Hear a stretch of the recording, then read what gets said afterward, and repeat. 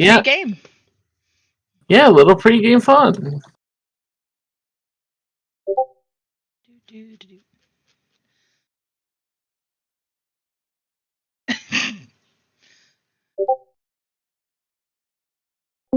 I am powerful. I'm also bored. Hi, Fiona. Hello, hello. So I just need a moment. I'm going to just set up my windows and then grab some snacks. You're good. But yeah. Oh, hold on. Actually, 1 second. I have to.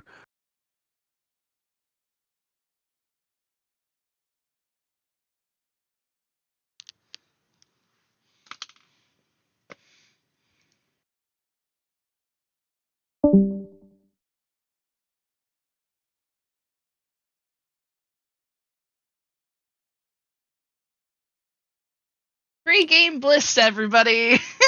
Yeah. Everyone's on their best behavior because they realize, oh, Astrid left the mic on. Oh no. Mike so hot. Also, it So sounded hot. like Mary just chirped at Dad. Yeah, I heard that. It is no longer chirps. I heard that purring. She won't leave me alone.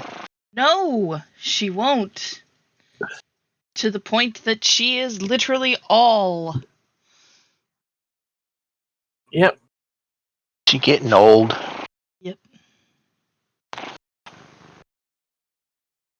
I'm starting to wonder if she doesn't have a little bit of kitty dementia. Baby. Poor baby. You have to be demented to live here. No comment. Hey, a quick question, guys. How many of us are trained in medicine this time around? You know, that is a good question. I might be. Not me. Well, let me Well, check my horse's stats just in case. Yeah, because remember, to stabilize people, and so they don't die if they've been hit down to 0 Oh, I am. without using a potion. Okay, well, you already are healer, have healing spells on you, so that's yeah. So you have more options. Okay, good. You know. Iskander is not trained in medicine. That makes sense. May have just cost everybody a healing spell this round. No, Hey, no, I'm innocent. I'm innocent. I said no, nothing. because Fiona had asked me earlier, like, oh, Sojin's trained in first aid. I'm like, no. I'm a pirate chef. Though I should, I am not. Well, here's the thing, Blasty. You don't piss off the healer. Oh yeah, no, not at all.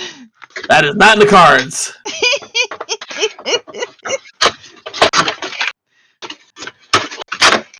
No, you just pickpocket the good meds out of their backpack. If they carry meds. Yeah, no. The person that's probably carrying the meds is probably Sojin with his.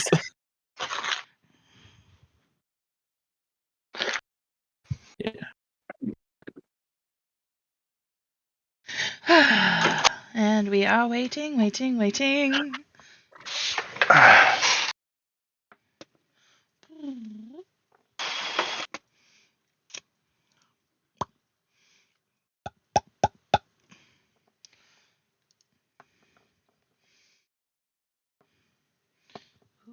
Ba-doo. Oh, you have a staff. Uh-huh. He has a hobbit staff, which is more like a twig to you. I'm sorry. I'm sorry. I'm still just blown away that Iskander's stealth is lower than her horse's. Yeah, you wouldn't expect a horse to be quiet. You wouldn't expect it, and that's what makes it worse. Oh, quiet, Dad. Chilly. You know which horse I'm talking about. Oh, she was never quiet. She was good at breaking and exiting. And if she couldn't figure out the gate, she'd chase one of the other horses through the fence next to the gate.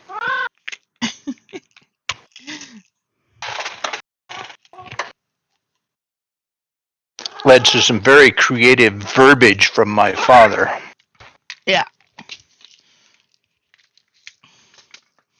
Well, there is an ad break starting here soon, so let's save the story for after the ad break.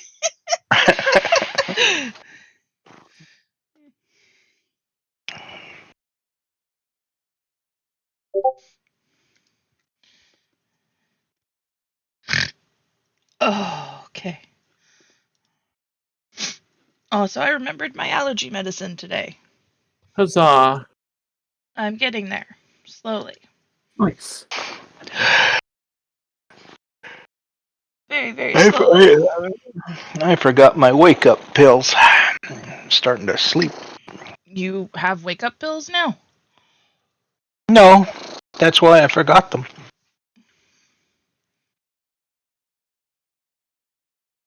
Circular logic, you see. Okay, I'm about to take 3 ginseng and shove it down your throat. See what happens. Won't help. That'll make me sleep even harder. No.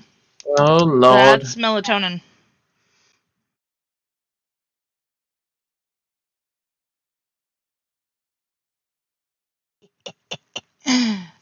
Ginseng is a wake-up herb. Wake up and focus. Wake up. Put on the makeup. However that song goes. I have no clue.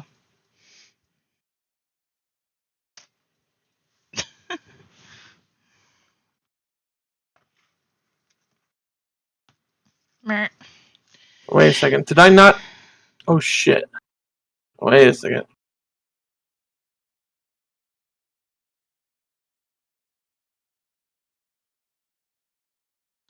Ba-da-ba-ba, ba-da-ba-ba. Waiting. Did I not? Could always sing a song. No, you don't want me singing. Early in the morning, in the middle of the night, 2 dead men got up to fight. Back to back they faced each other, drew their swords and shot one another. Oh, my. 10, 9, 8. There's like 10 more verses, but those are the only ones I can remember. Yeah. Because about that point, we would always start laughing too hard for Dad to finish the song. I vaguely remember it. The refrain was boop boop, Oh! get in Dad and wat 'em chew. Okay, Dad. Ad break's done. You can tell the story about Chili now. Oh, which one? The one where Grandpa grabbed her by the face and told her, "You will not fuck me off." That's the one where Dad put a chain with a padlock around the gate so that you had to have a key to open the gate. And she had been able to figure out every other version of sliding gate latch known to man and walk out the gate. So she got so frustrated at the chain and padlock that she chased our other horse through the fence, busted down the fence in the section right next to the gate, and then proceeded to run rampant up and down the road, up into the neighbor's, garden, and proceed to make mayhem everywhere else, but do what she was supposed to. And this horse did not like grown men. And after 4 or 5 hours of chasing the horse down, my dad grabbed her by the forelock, pulled her head down to his eye level, said, "Don't you even think about knocking me off, or I will tan your hide and turn you into shoe goo." Oh my. The horse very meekly walked back home with him. I just realized I have something even scarier now that I missed. I'm even faster now. What? Yeah. So, with and without panache.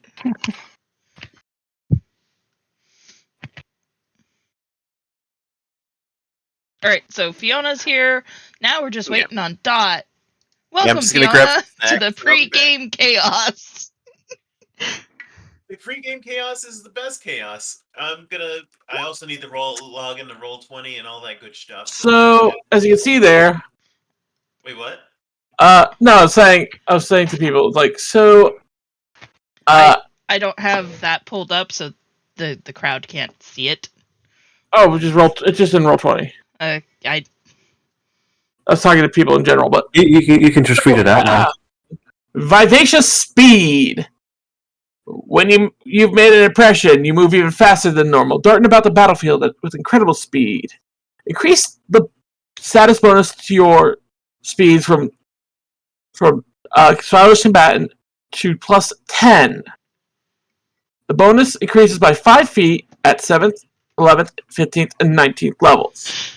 When you do not have panache, you still get a half bonus, rounded to the nearest 5th. So, by default, I'm now moving at 30 feet a movement. With panache, I'm moving at 35. So you can run right alongside the horse. Yeah. pretty much.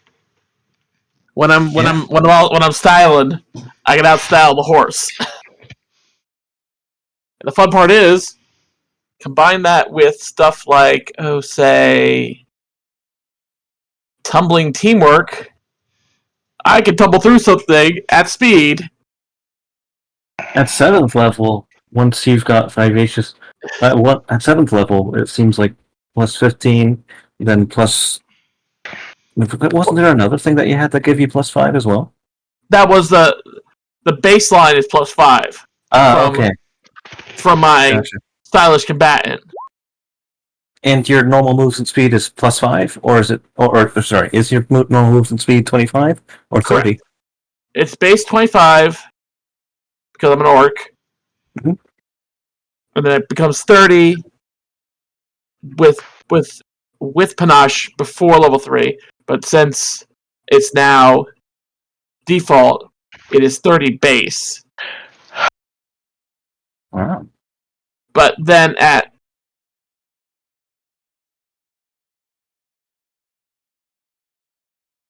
so at 7th it becomes a base becomes 10.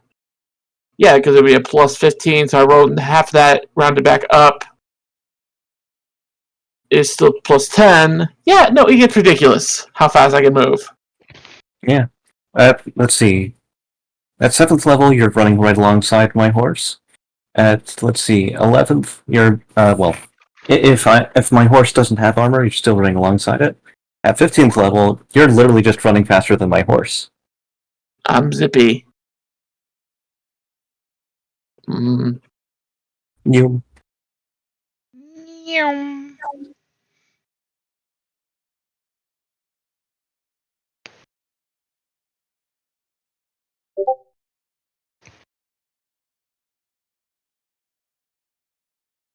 Do, do, do, do, do, do, do, do.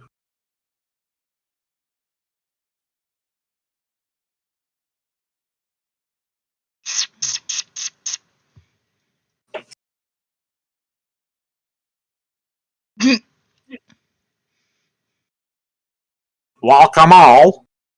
Okay, that's why. I wondered. I'm like, did you spell that wrong on purpose? Yes, I did, because I was saying it in a silly, funky way. Ye-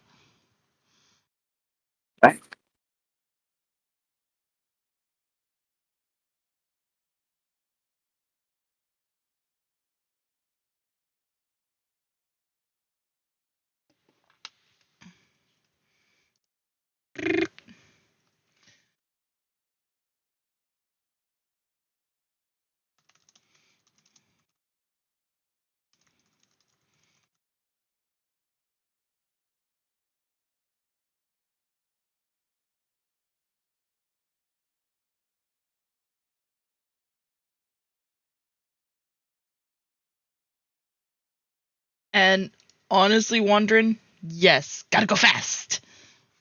I think I used that GIF when I was fangirling over my writing of how in my sci-fi novel they figure out how to make their starship go even faster. Safely!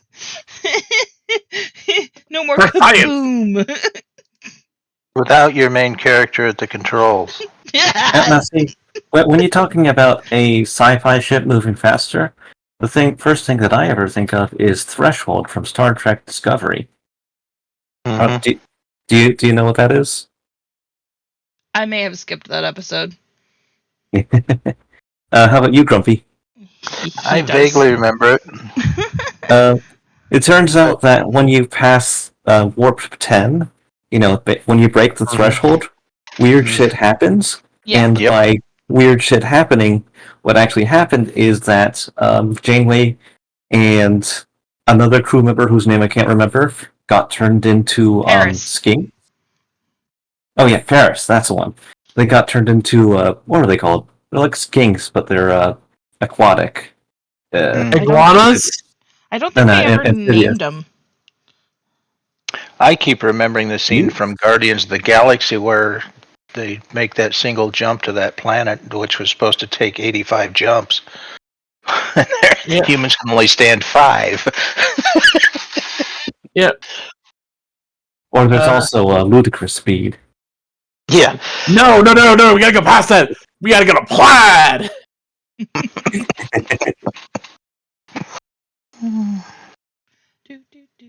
Do.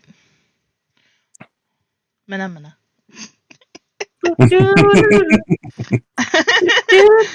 As y'all can tell, we are still very. We're very serious people around here. Well, it's also one of those things that there's a reason why there's sometimes a 20-minute silence. This is the randomness that happens behind the silence. Yee.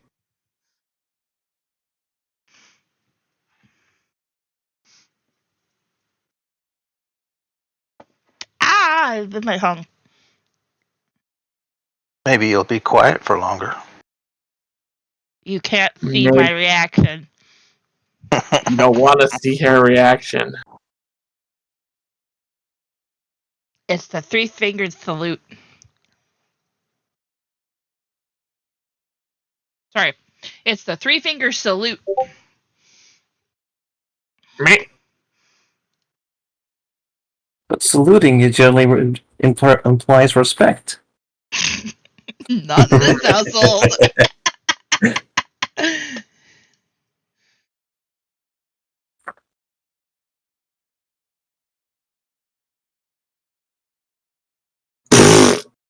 Oh. Oh, just something. The shit posted memes. I wish I had fruit punch. I have a craving for fruit punch right now. Maybe if you try punching a fruit, you'll get a similar effect.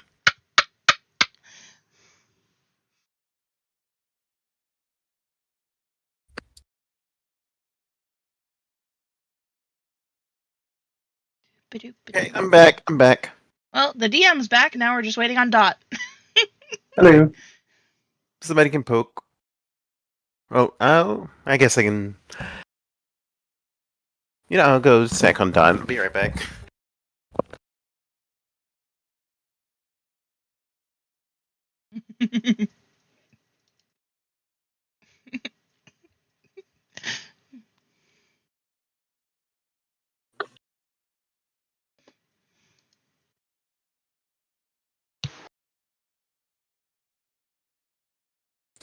Oh my.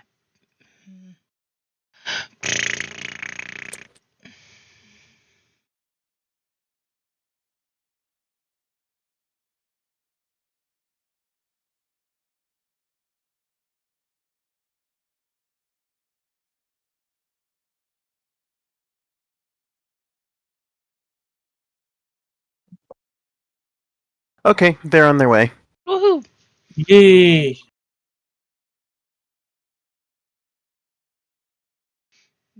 Stuffy nose. Bleh.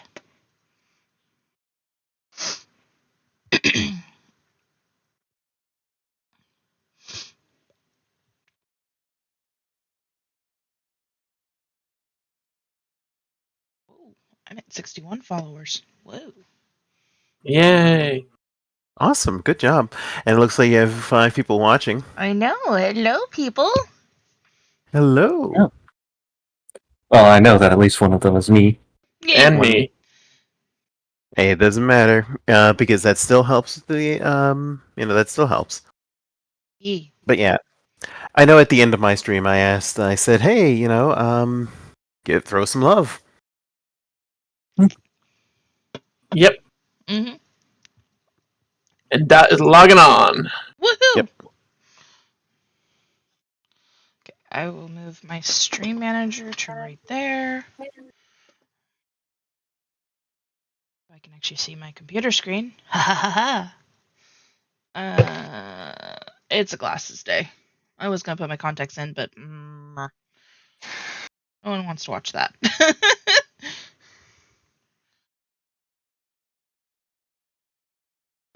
As it stands, I have like a lock of hair that is trying to pull like a Wolverine hairdo.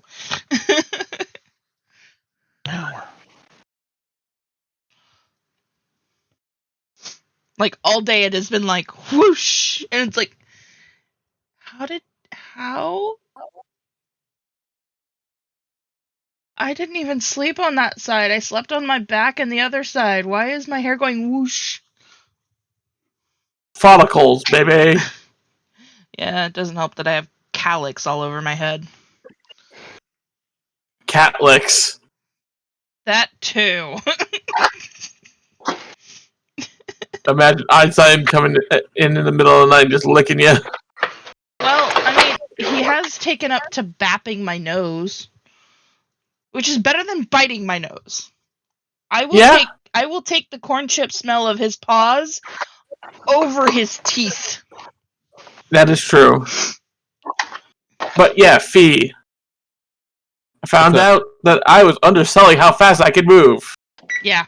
Do tell. So before I was just moving 20, base 25, 30 when I had panache.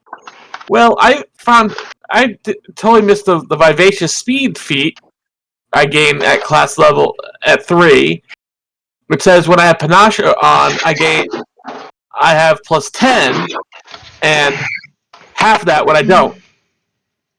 So I'm base 30 now, and then That's pretty based. 35 when with panache. Jeez Louise. And that only grows. It gains another 5 feet of speed at 7th, 11th, 15th, and 19th level. And then the half speed rounded up to the nearest 5-foot increment. It's a dot. Hello. Hello. So yeah, when I'm at like 15th, like 11th level, I will be moving faster than the horse. Oh, and an ad break just kicked on, so.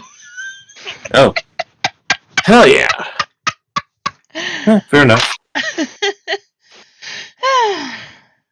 So real quick, Capcom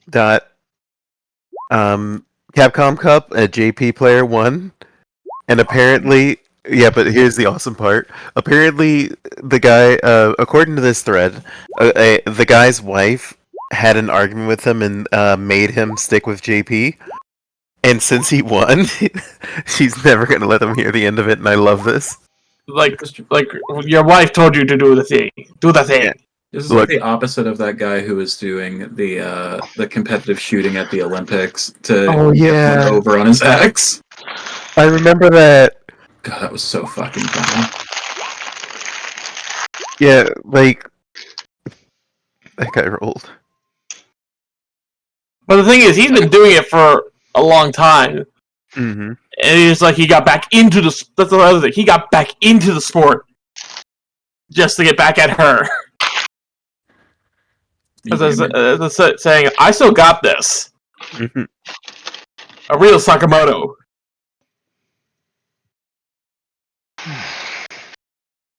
All right, but are we ready to? We still got about a minute here. Well, That's you what just let me know. Yeah. 53 seconds, so we're good. I can start in 45 seconds. Sorry. Everybody's It's all good. timing. Hey, timing is always time is a time is a lie. Time is a rubber chicken. Time Time is is in that a- thing which man made to make sure that nothing happens at the same time, all at once. Time was made to sell clocks. Actually, time was made to sell other food products. Yeah. Expiration date. God damn you, Gilgamesh! Your time is up. Your time is now. 5, 4, 4, 3, 2, 1. And we're back. And we.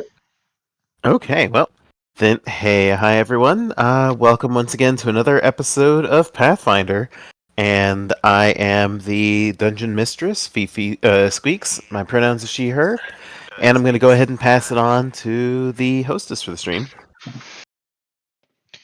Hey, hi everybody. I am Astrid. I am the host of the stream, and I play Zarni Greenblade. And our pronouns are she/they. Passing it off to Blasty. Hey ho, I'm Blasty, also known as Blastflight. I'm going to be playing Sojin of Wind. Our pronouns are he, they. Passing it off to Dot. Hello, I'm Dot. I play Troyka Aldori. My pronouns are she, they. Troyka's pronouns are she, her. Passing it on to Wandren. Hello. I play Iskander Kastrioti as Sertova. Our pronouns are both she, her. And passing it off to Grumpy. Hello, I'm Grumpybear. I'll be playing Jory Fourtoe. Our pronouns are he and him, and I'll pass it back to Fifi. Okay, so as always, we're first. I'm going to ask everybody to go ahead and reset your hero points to 1. Oh, yep. Yep. And this is mainly for Zarni, but since you had a day of downtime, make sure that your spells are set. That's what I was trying to do. Okay. Oh yeah, I should probably declare which spell I'm using. Yeah, which cantrip. Guidance. With that said, I'm going to ask Blasty, would you care to give us a recap? Certainly. Episode 11, To Save a Fourtoe. This past week has shown the team that not everything is clear as the waters of the recently consecrated Temple of the Elk. A Nephilim from Patax attempted to strong-arm the local merchants. The passive one of the team reared its head with an enraged duelist attacking in the night. Who is Troyka, and what does her past hold? But in more pressing matters, a member of the Halfling Fourtoe clan, one of Jory's family members, was captured on a scouting mission for the growing barony and needs the team's best. Time is short, and we are two on the road. Back to you, Okay. Fee. Thank you. And also, this is really unfortunate because apparently Roll20 disorganized all of my organization for the music. Oh dear. Oh boy. So obviously I'll do the best I can, but dang. So, with that said, the party also, at the end of the last session, got some information from one of Jory's relatives. Apparently, one of your cousins, by the name of, let me get the name again, because I do have it here. Samuel? Yes. By the name of Samuel, apparently was hoping to do a con, stealing a precious gem from a minor noble in Patax, and was making his way to the north. And the plan was that he was going to head north to keep attention away from your village, and then double back through the woods. But apparently, Fourtoes scouts have found that apparently he was caught. And by their estimates, they will be going by way of a carriage back through the woods, basically, again, to avoid your kingdom, and heading down south. And that in 3 days' time, they should be deep in the woods, just on the edge of the just on the edge of the Hook Tongue Slough. Basically 2 days directly west. So let me take you to the map, and I will show you where that is supposed to be. So let me just take you there. So basically, you're told that what you would need is to get there before 3 days if you don't want to miss them. Oh, good thing we have The a thing. clear path. Well, no, it was. Well, your ritual only works when we have roads. I know. Yeah. But luckily, we have cleared T2, TW2, and TW1, I believe. You did clear TW2. You didn't actually go to TW1. You decided to go straight north. Yeah. All right. Well then, that at least makes that a little bit easier. Hey, if we push ourselves like to the breaking point, you know, on the first day, then we can make 2 tiles worth of progress over to here. Correct. TW1.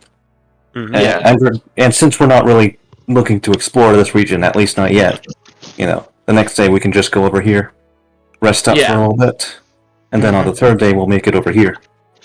Well, does that sound good? Yep. All right. As I am All right, slowly let us- betrayed by my headset dying. Oh no. I got it plugged in. All right. So let's begin using movement and pushing to reach this square on our first day. Okay. So, who's going to roll the first random encounter? Actually, let's do this in order on my screen. So we're going to start with Grumpy, and I'll go to the left on my screen. So give me a flat D20 check, if you please. Before we do any of this, can you do weather sense, Astrid? Yeah. Give me just a second. I totally forgot about that. That's a good call. Weather. Predict weather, which is a survival check. DC 15. That is a regular success. Okay. And on a regular success, you accurately predict the day's precipitation, temperature, and wind. Okay. So thankfully, looks like for the next 24 hours, then the day should actually be favorable. Like nothing major going on. There won't be heavy rainstorms or anything of the sort, so you should be good for the next 24 hours. All right. Okay. And now, Grumpy, if you please, give me a flat D20 check.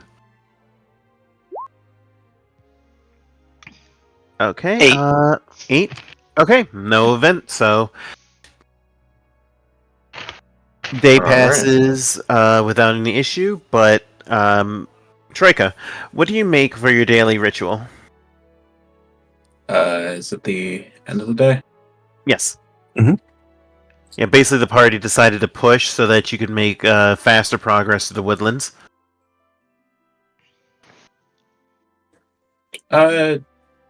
She'll make the general store owners. Okay. So, would you like to make a... You can either do craft or elemental lore since you're working with earthen works. Sure.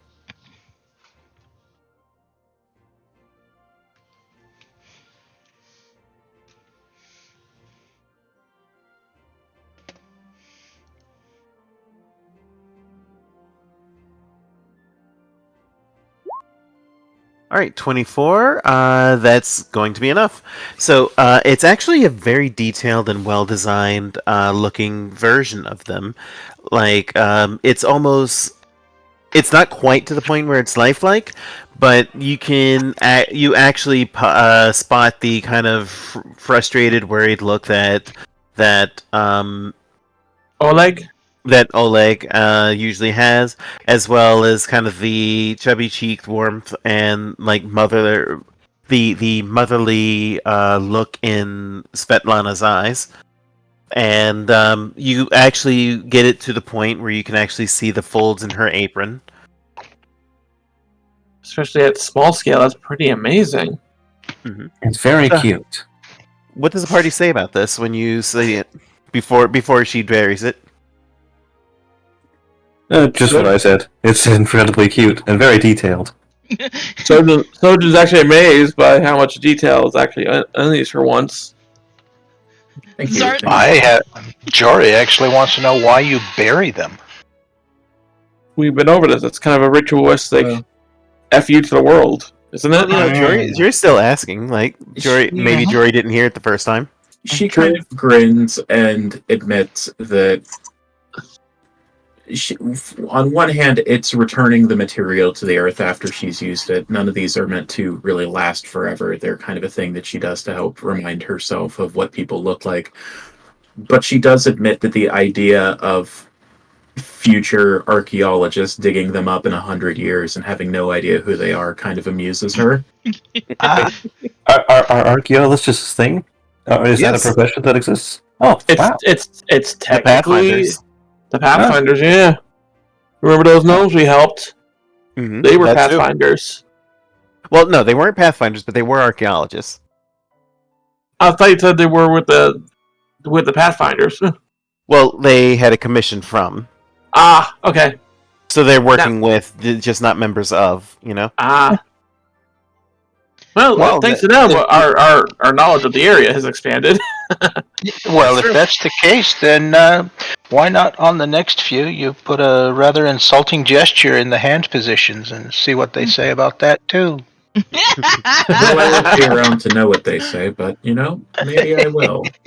I'm just going to say that Iskander has never heard of this profession before, but she thinks that it's quite amusing. Learning from the past by digging in the ground, that's for nerds! Exactly. So Zarni just gives like a thumbs up, which is like the most reaction besides the demon one anyone's ever gotten regarding the statues. It's also kind of, she hasn't made that one, and since they found out more, she's seemingly been obviously dancing around it until she knows more. Yep. And understandably. Okay. So just double checking. They said the area is going to be around this one. Yeah, 2 tiles up? this X, 2 tiles away. All right. So do we want to do move, reconnoiter, move? No. Okay. We'll Yeah, reconnoiter on the way, but reconnoiter is on the way back. Yes, exactly. It takes it takes two moves to actually move into a forest. So by moving into this forest over here, some people would have gotten exhausted. I think that Troyka was one of them. If you have 1 constitution, then you're exhausted at this point. So we need our movement over here to be a rest afterward, so that we're all back up to speed. Mm-hmm. Exactly. All right. So you're saying we do a move. So next day, you're saying we just do 1 movement? 1 movement, then rest. Yep. Right. So we're resting. Okay, so this time Troyka, and by the way, it's now the 21st of Decimus. Troyka, please give me a flat d20 check. You got it.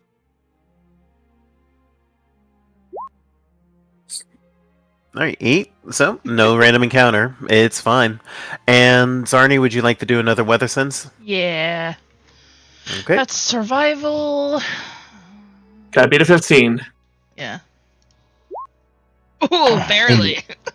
Hey, that'll do it. So, you detect that the day is actually going to be rather windy. What that primarily means is that, it's going to be a little bit more difficult to fire, rain. It's not windy enough that it'll affect anything except for, slow-moving projectiles like bows.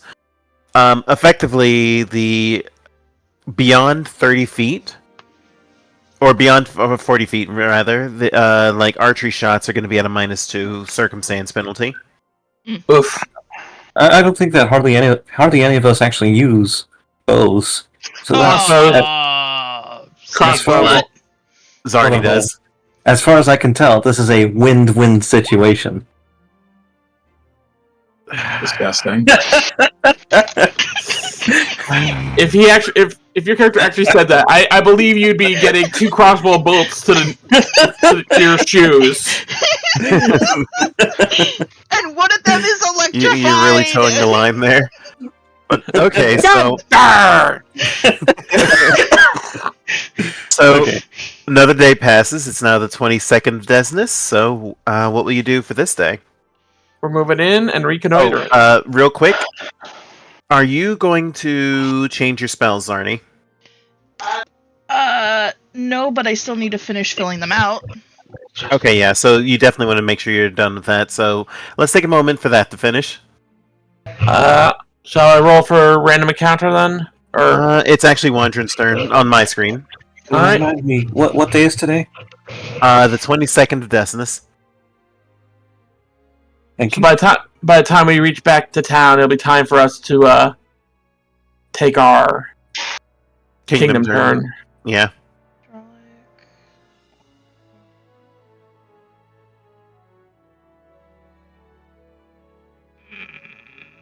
But yeah, Wandren, go ahead and give me a flat d20 check just to see if you have a random encounter for the day. Sure thing. Okay, you're good. Let's do fire. Let's see. Remind me, what Jory's cousin was captured in some Yep. way? Yep. Yes. What were the circumstances? I'm trying to write it down in a journal. Well, what did Jory tell everybody? Yeah. Because Jory's the one that knows. Yeah. So my cousin was working a job and got caught, and he's being deported for trial. You said it was. Did you say it was wait, for for which? trial? Did your cousin do something illegal He against the angered, law? he angered someone. Okay. You said it was. Did you say it was Patax then? I can't find my notes on it. Jory would have been told it was Patax. Do you tell the party it was? Yes, It's her- yes. Oh Yeah. dear. No, Now, I will remind that Patax is a enemy nation to Brevoy, and basically that's why Brevoy was supporting you, supporting your bid to create a kingdom. The impression I'm getting here is no witnesses. Exactly. Yes.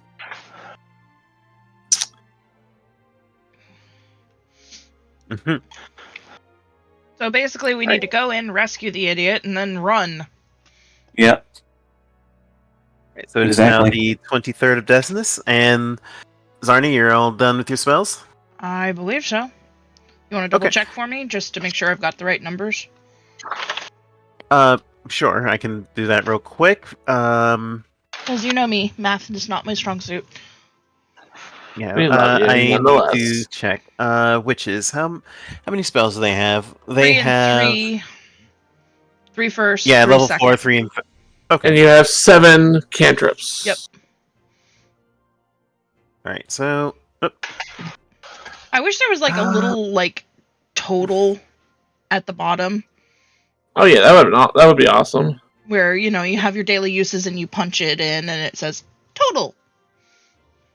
okay, so let me see. So those are your cantrips and 1/1. Although I did joke about, although I did say the no witnesses very seriously, we should see if we can find a diplomatic way out of this. If we can't leverage the fact that they're kidnapping a citizen from another kingdom to rescue him without any violence, because You really- ideally we won't start a war with attacks. That would be very bad for us. Well, hopefully that won't come to that, but let us continue. So, oh, wrong one. Well, that's the one we want. Okay, so the party moves into the next space and then reconnoiters, right? Yep. Okay, so when you reconnoiter, you do find that there's nothing exceptional about this.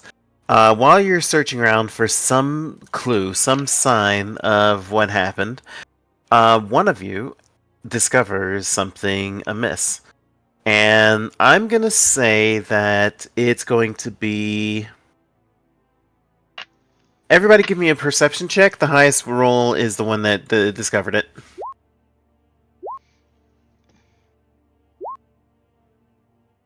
Oh, for once, Ah. mine is low. Okay. Honestly, it so- makes sense that, Wait. that Jory would find it. What about Dot? Yeah, I'm actually going to exclude since Dot has since Troyka has limited vision. I'm going to exclude her on this one. Yeah, that's So- entirely fair.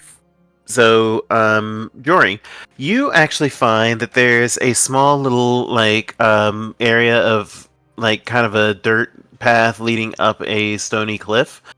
Obviously, this is towards the edge of the forest before you reach the swampy Hook-Tongue Slough. And you hear some chittering, some laughter, and you spot what looks to be a carriage that looks to be broken over and overturned. You go to gather the party, and you discover this. So let me just actually take you to the map. Oh my. Oh, Not Looks like what we were someone look- got here before us. Well, not what we were looking for. Or was it? Oh, actually, Jory, give me a... I would say perception check. What are your lore skills again? He does have forest lore. Yeah, that Right. won't help here. Oh, interesting. Oh. Alright. Also, we cannot hear you, Grumpy, if you're talking. Yeah. did you mute yourself again? There's a little button on the back of the headphones. How's that? There we got you it. go.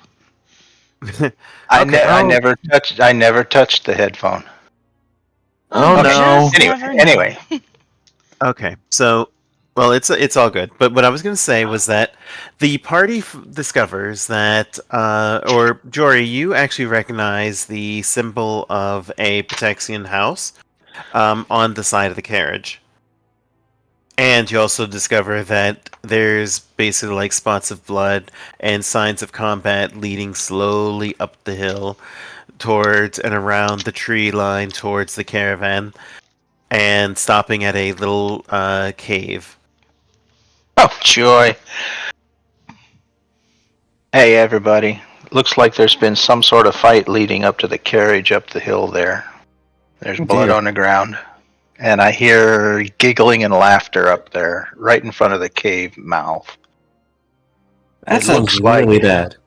Looks like there's a Pataxian carriage up there that's broken down too. It might be the one we're looking for. Well, Joy. fingers crossed. All of your cousin's captors are dead, and your cousin's still alive, but traumatized. Let's rescue him. All right, I so love how "but traumatized" is your response. You can't. You can't witness that much violence without experiencing a little bit of trauma.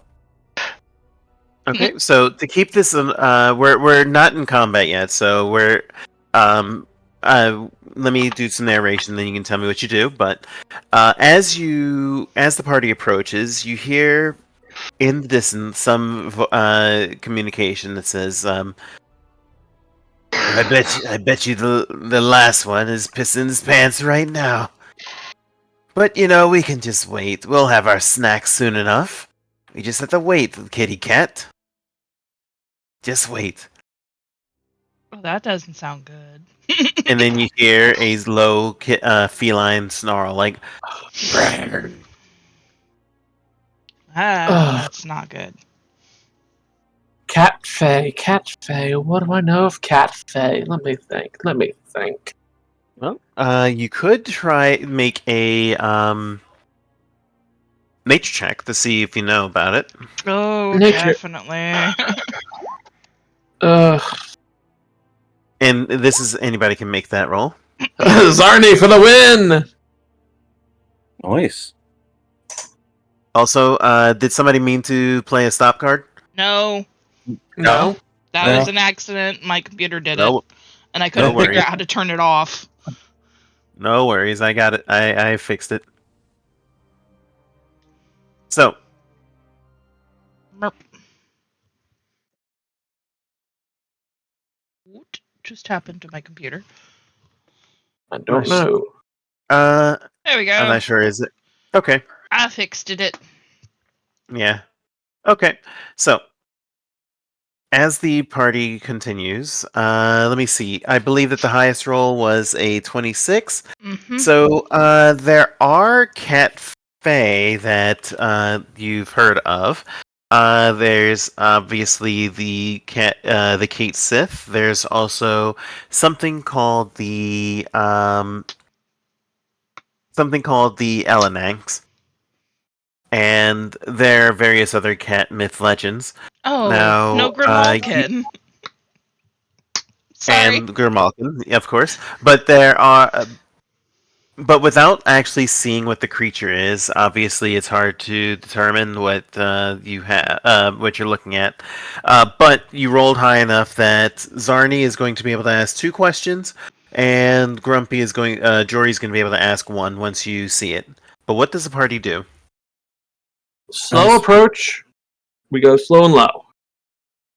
I suppose that Iskander can hang a little bit behind while on her horse to be more stealthy, because that's how that works. Yeah. Okay, That makes so Yeah. everybody's good with trying to sneak in? Yeah. Yep. Yeah. Oh, All right, excuse me. are you leaving your animals behind, or? Yeah. Yeah. Yeah, we're- No.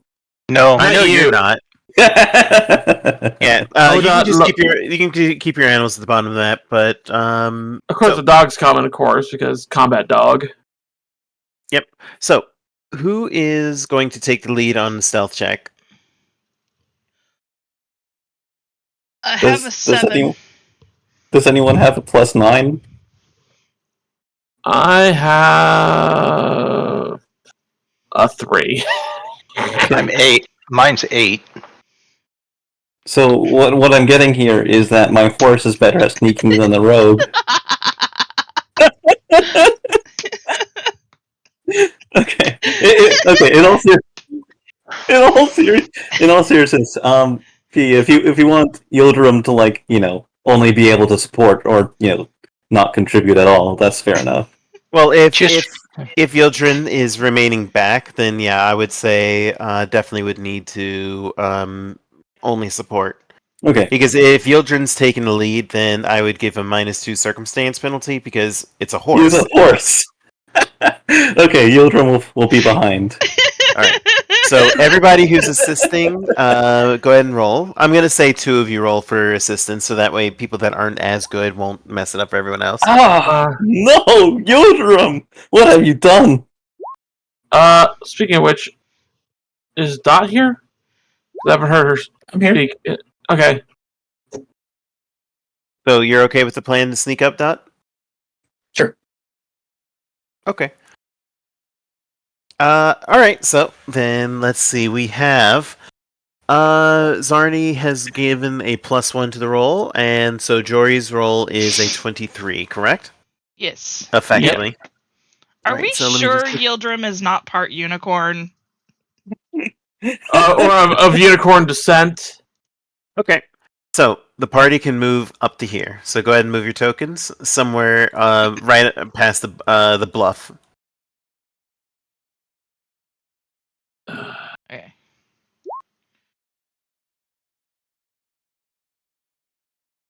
Here.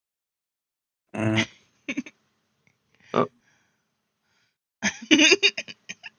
then we gotta roll stealth again to sneak up more. Yep.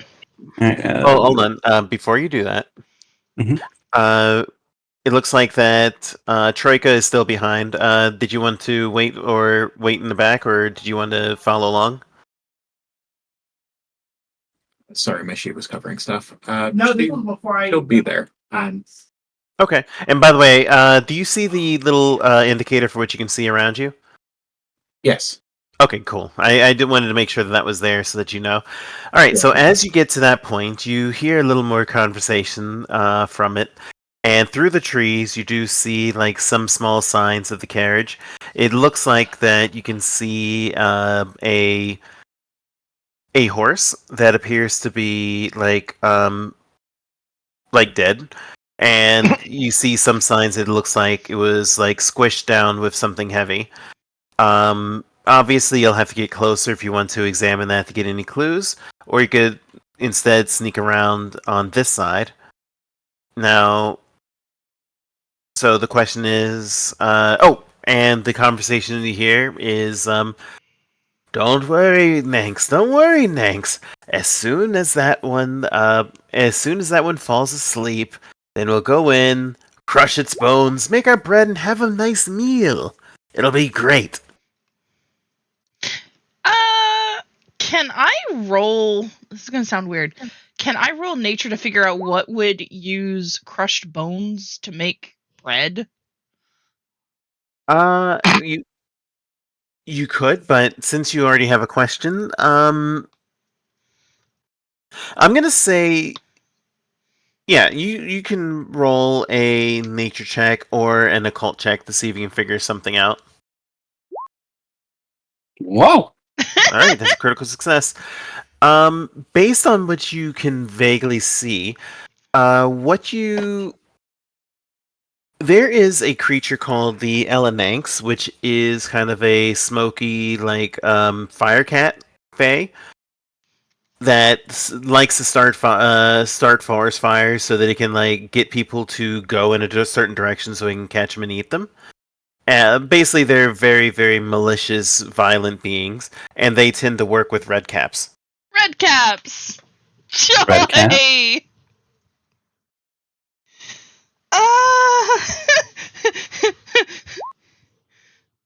You'll have to explain the concept of red caps to me. Red caps are the type of fae that when they kill you, they scalp you, dip their hat in your blood, and then put their hat back on. Hence, red cap. Ah, okay. Yeah, they ain't Oh, exactly worse. good. All right, and by the way, I'm gonna go ahead. I was gonna say, Sojin pulls from his pack the 2 sleep arrows and hands them up to our horseback archer. You mean just archer or horseback? Remember, the longbow doesn't work on horseback. Right, but you can. So No, basically, she can't fire them from because Right, she's so I'm using saying- a longbow. right, Yeah. I'm saying so we can get you into position. You can get down. All right, yeah. All right, yeah, we can do that. I definitely feel safe when I'm not on my horse. That's why I said we get you into position, and you hit them with the arrows. Just point me to where I'm supposed to go, and I will try not to clink too much.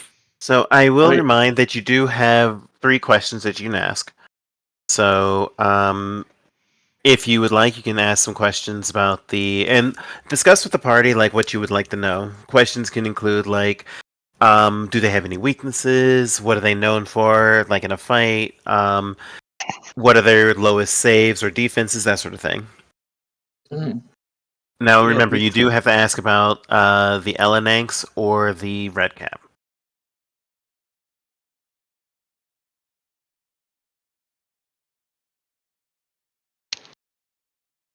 I'd like to know how to kill the Elenanx. Yeah, So, Oh, we need to find out what its weakness is.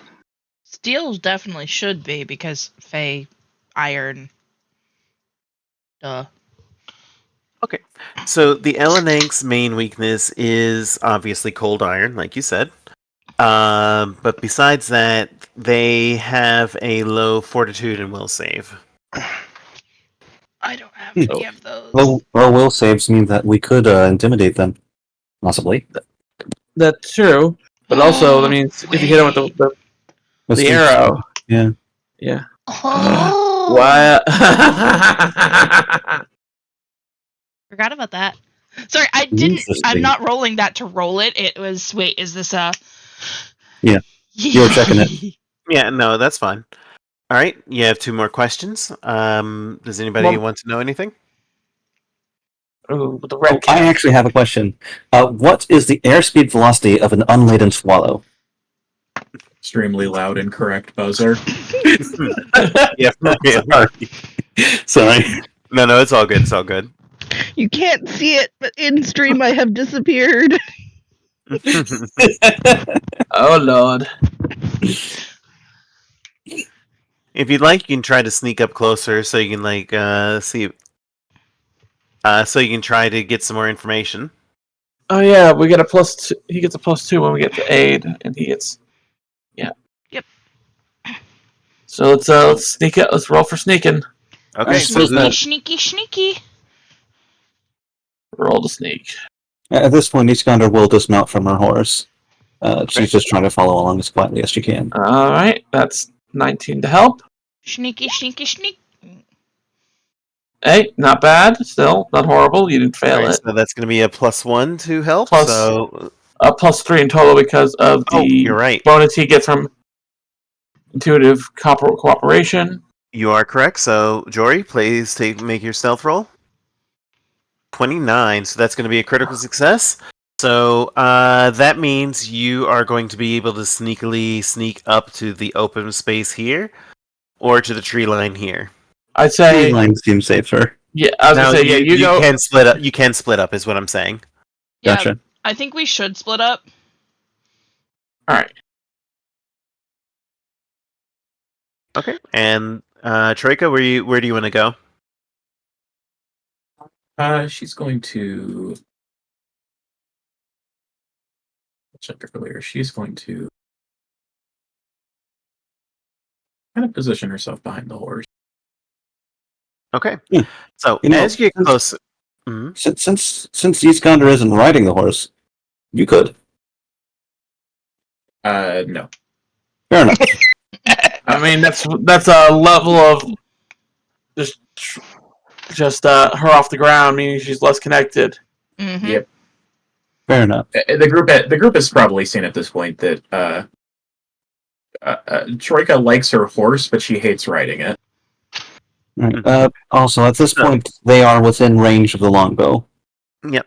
So you see the pair talking, and the red cap is basically like rubbing a weapon that he has in hand, and the red cap is a big halberd, and he has two big iron boots that he's wearing, and the iron boots are basically squished with blood, and his red cap is like dripping, and he says,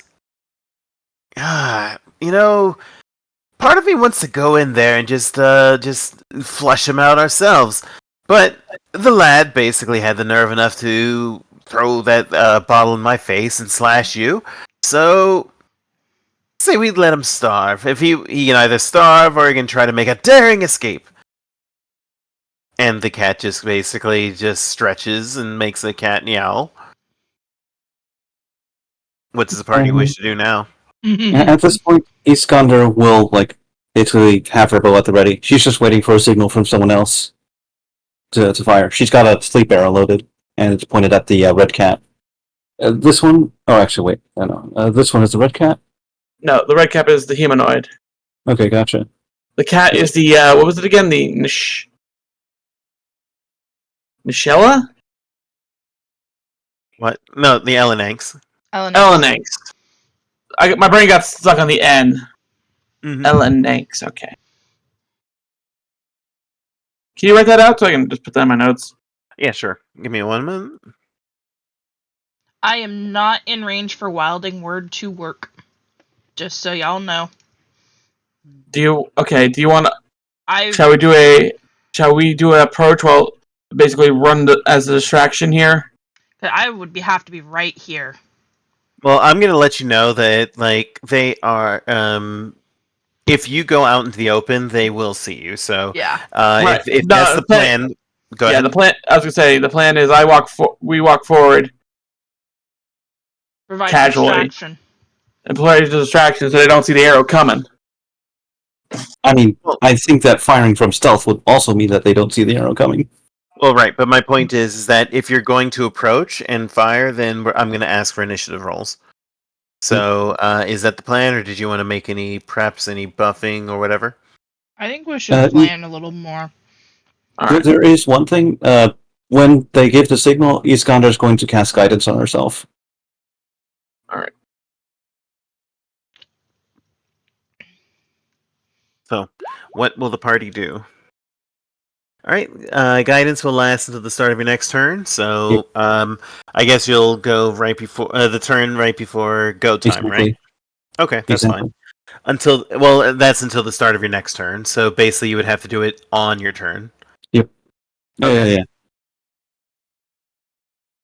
So, Could I what will the party theoretically do? get right here and still not be seen? To where? I'm pinging it.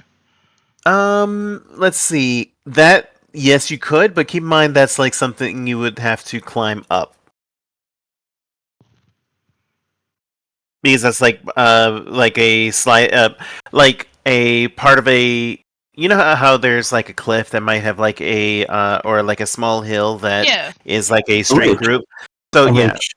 Well, a ridge. Thank you. The one I'm pointing at is actually right between the bush and that. So it's right. What I mean is that you would. What I mean is that that's an elevated, so you would have to climb that up. Okay. So Never mind. if you want to make it, yeah. Never mind then. Now, thankfully, it's not a very heavy one. Basically, it's a DC 10 athletics check. So if you want to be able to do that, then you could go there. I have zipped in athletics, so I'm not even going to try. Fair enough. So, is the party ready to go? And I'm guessing somebody told Troyka where they are, roughly. Well, actually, Troyka can hear their conversation, so even though she can't see them, she has a general directional idea.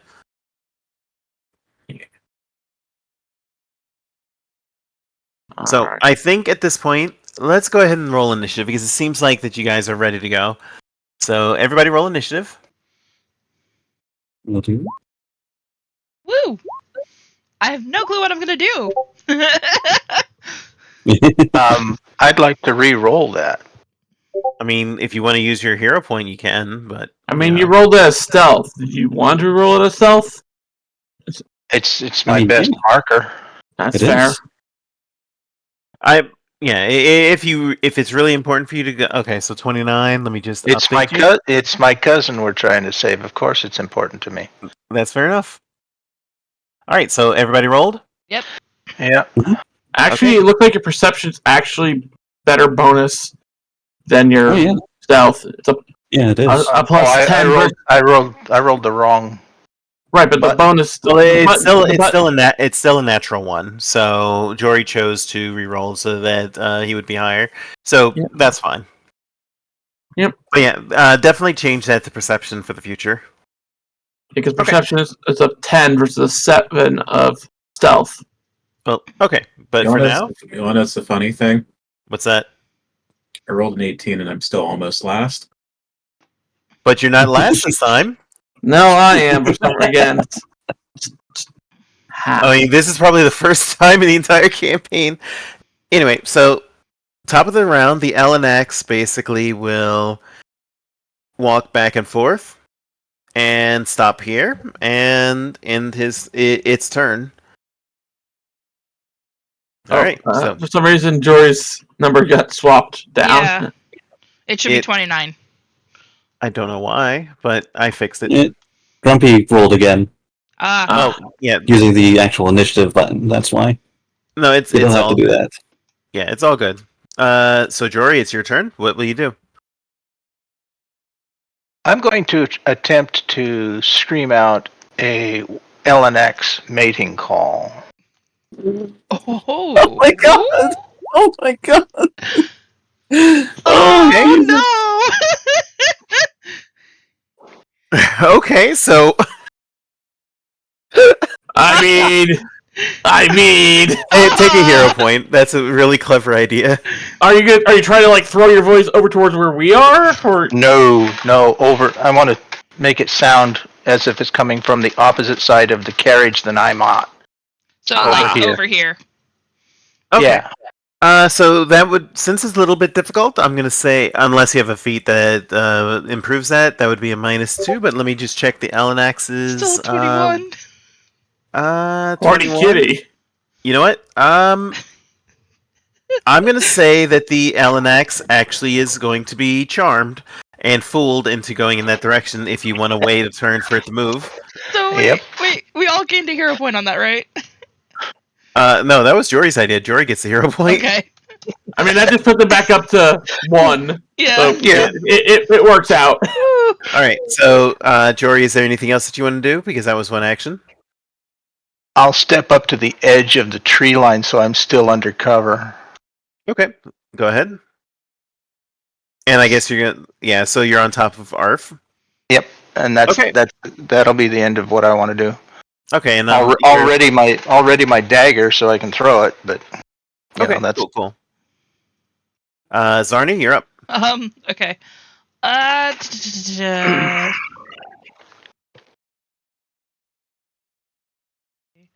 If there's nothing you want to do, you can just, ready an action Oh, I for know. when things do go down. I'm actually going to move over here. Mhm. And then ready my crossbow. Okay. And by ready my crossbow, I mean I'm going to charge it. Ooh! With where is it? This thing.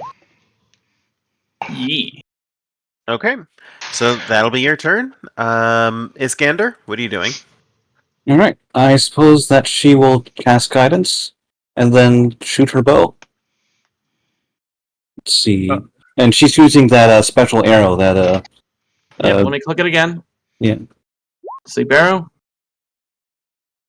Okay, that and one. the area is what's the activated area? Let me double check here. I got the sleep spell. Hold up. 5-foot burst. Okay, so if you want to hit both of them, then you'll need to aim in the middle. If you want to try to damage, then you'll have to pick one or the other. But it actually has to hit the target. Yeah, Oh, okay. Trigger. In that case, so which one do you want to put to sleep? this one, of course. Red cap. Okay. So Mm. go ahead and make your shot. So, Guidance, first action, and then... And if I don't get this, I am going to reroll this. Oh! Is that a hit? 27 will actually hit. So that is going to deal 7 damage, and Nope, no damage because of the arrow. Right. So the arrow flies true and slams into the red cap, and it has to make a will save, correct? Yep. It's a DC 17. Okay, well, so it does They made it. succeed. Which means, let's see here. On a success, creature takes a -1 status penalty to perception checks for the next round. Okay, so and since it didn't really do any damage, it just kind of rubs the back of its head. Like it felt something bump it, but it's not really paying attention to it, and so it takes a penalty to perception. Do you have anything else that you would like to do? I suppose that she'll just call over Yildrim so that she can mount up on next turn. Okay, go for it. Yep, that's it. All right, Troyka. All right.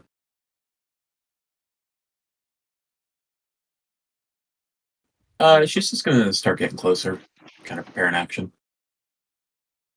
Okay. Any particular action you're preparing, or? Yeah, just like probably elemental blast. Okay. Is there like a lip here? Can you show me? Just next to the cart.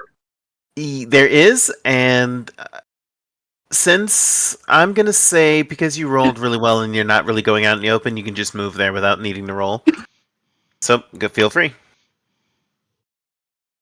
It's probably 2 actions worth of movement, so we'll say that she's holding on for a single action elemental blast once combat starts. Okay, sounds good. All right, so the red cap is going to pass turn. He's just continuing to insult the halfling, like, "Shorty, come on out. Don't worry, we won't eat your toes first. We'll eat you by the fingers and maybe your nose. I'll leave your toes this one." And Sojin, on you. Alright, first things first, I'm going to move right here. Mm-hmm. Open my mouth. Demoralize. Okay. And what are you doing with your demoralize? Oh no. Sleepy bitch! Looky! I bet you can't stop these fuckers!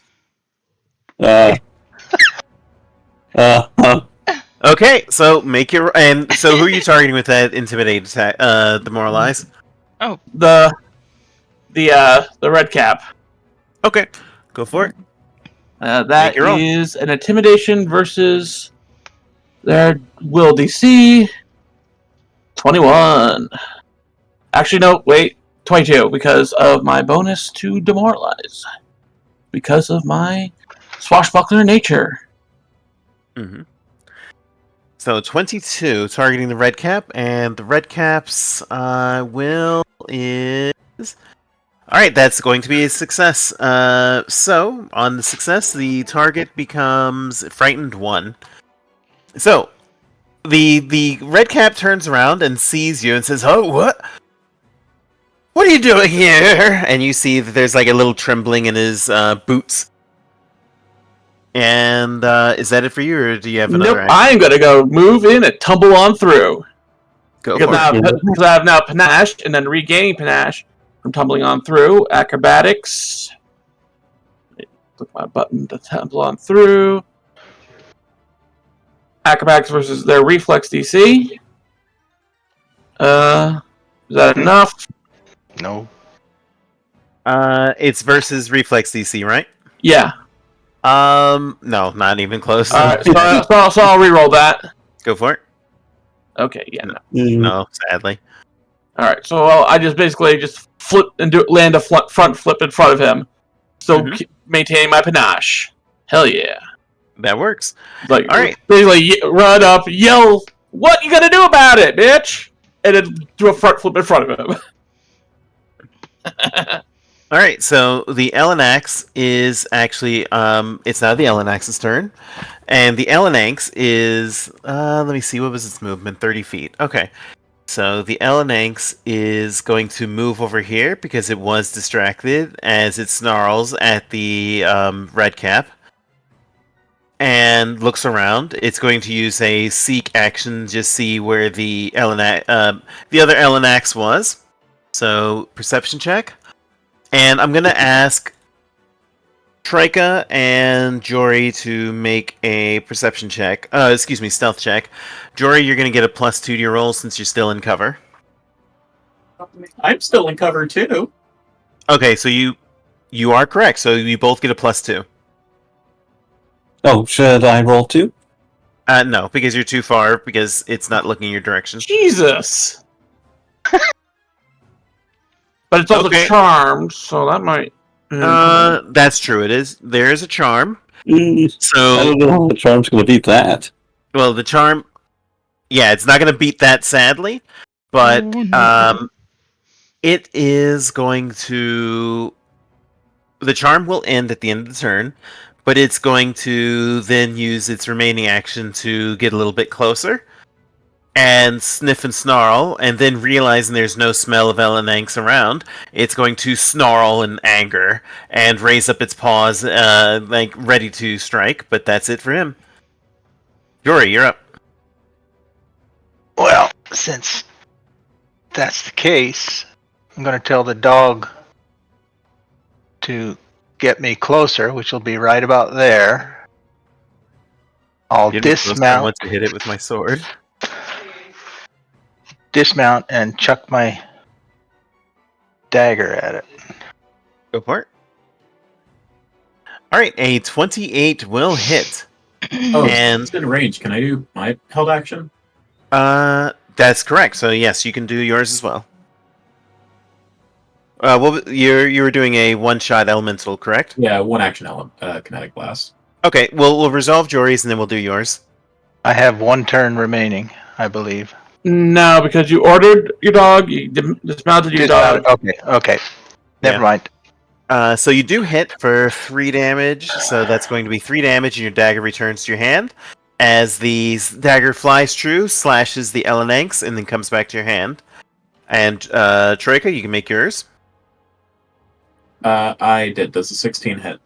16 will not hit. Would you like to reroll that? No. No, with Okay. only 1 hero point. Fair enough. All right. Now, at the end of that, once the strike hit, the Elenanx will activate the Cinder Dispersal. So basically, all of a sudden, the Elenanx becomes a big cloud of gas. Dear Lord. And once it does that, I'm going to make this a red so that you guys know. Let me just make sure that you can see it. There we go. So basically, it's a big cloud of gas, so it can't really be targeted. But if you remain at the end of the turn, you have to. You're going to take fire damage from it. So since that's it for Jory, that means that both Arf and Jory are going to take 5 damage from the fire damage from basically the scalding mist surrounding it. Oh, joy.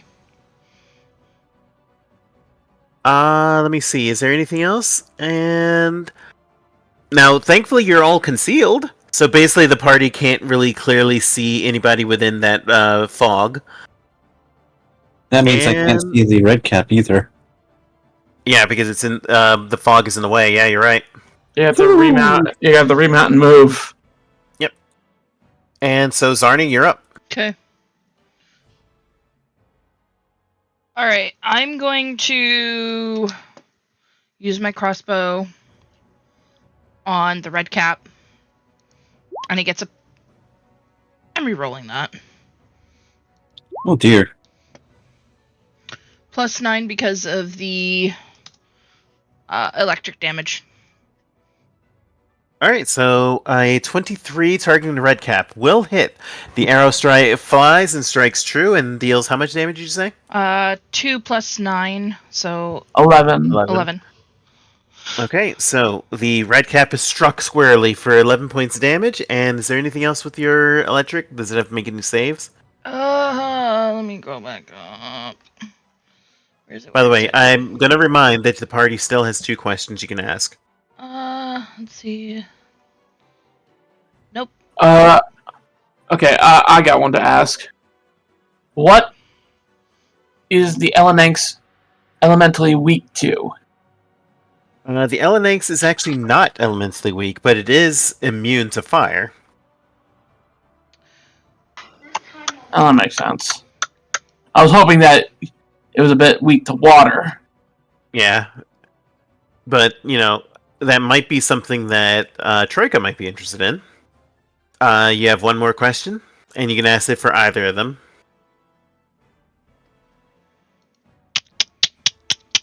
If you can't think of anything now, we can just move on, but, Zarni, did you have any other actions you wish to take? I'm calculating them right now. Mm-hmm. You know what? I'm just gonna hit him with the crossbow bolt again. So Okay, it's a you spend reload. an extra Reload and then and shoot. shot. You All right. could say that is a pointed question. The Does second this- shot is sadly going to miss. Okay. The bolt flies far. Alright, and it is now Iskander's turn. Alright. This is actually a bit of a bad turn for me because Iskander first, she's just going to drop her bow to the ground. She's not going to use a turn to sheath it. She's going to mount up as her first action. And she is going to spur on her horse. Normally she'd go straight towards the red cap, but she doesn't actually know where it is right now. So she's going to take a bit of a circuitous route around it. Mm-hmm. Hold on. How do you do the multi-point thing again? Right other click. Click. Okay. Okay, so I can... Yep, just in range. okay. So, Iskander's gonna have to, ride out over here, and then relocate the red cap. Then she'll, Is this, a rock over here, or... That's But, looks like a sleeping grain bag. pile. Okay, A so... sleeping bag. Yeah. This is So this is you a can ride. bag. You can ride over it. That's the important part. Alright, so, Iskander's gonna ride over here. Now here's the big question. Does it take another action to draw the lance? It would take an action to draw the lance. Yeah. Yep, in that case, that's her turn. She draws the lance. Okay. In that case, it is now Troyka's turn.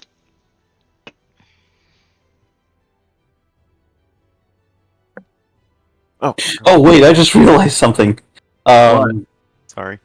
I don't have 90 feet of movement. I have 80, and that's because of the horse armor. Well, don't forget you have the Alacritous shoes. Yes, that's with the Electrodus shoes. Okay. It's still 80. Yeah, the Alacritous shoes happen to just be enough to cancel out the debuff of the armor. Okay.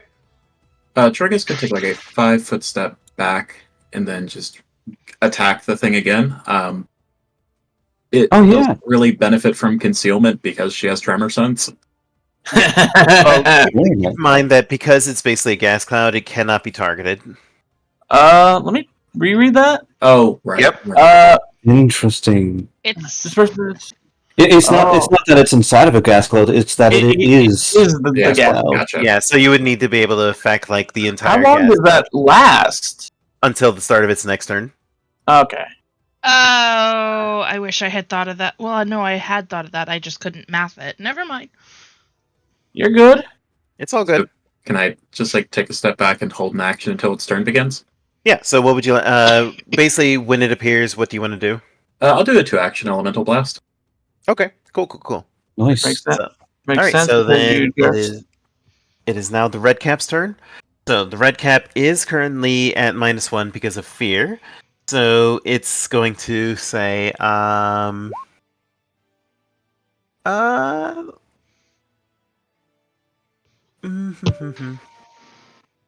okay, it is going to make a stomp.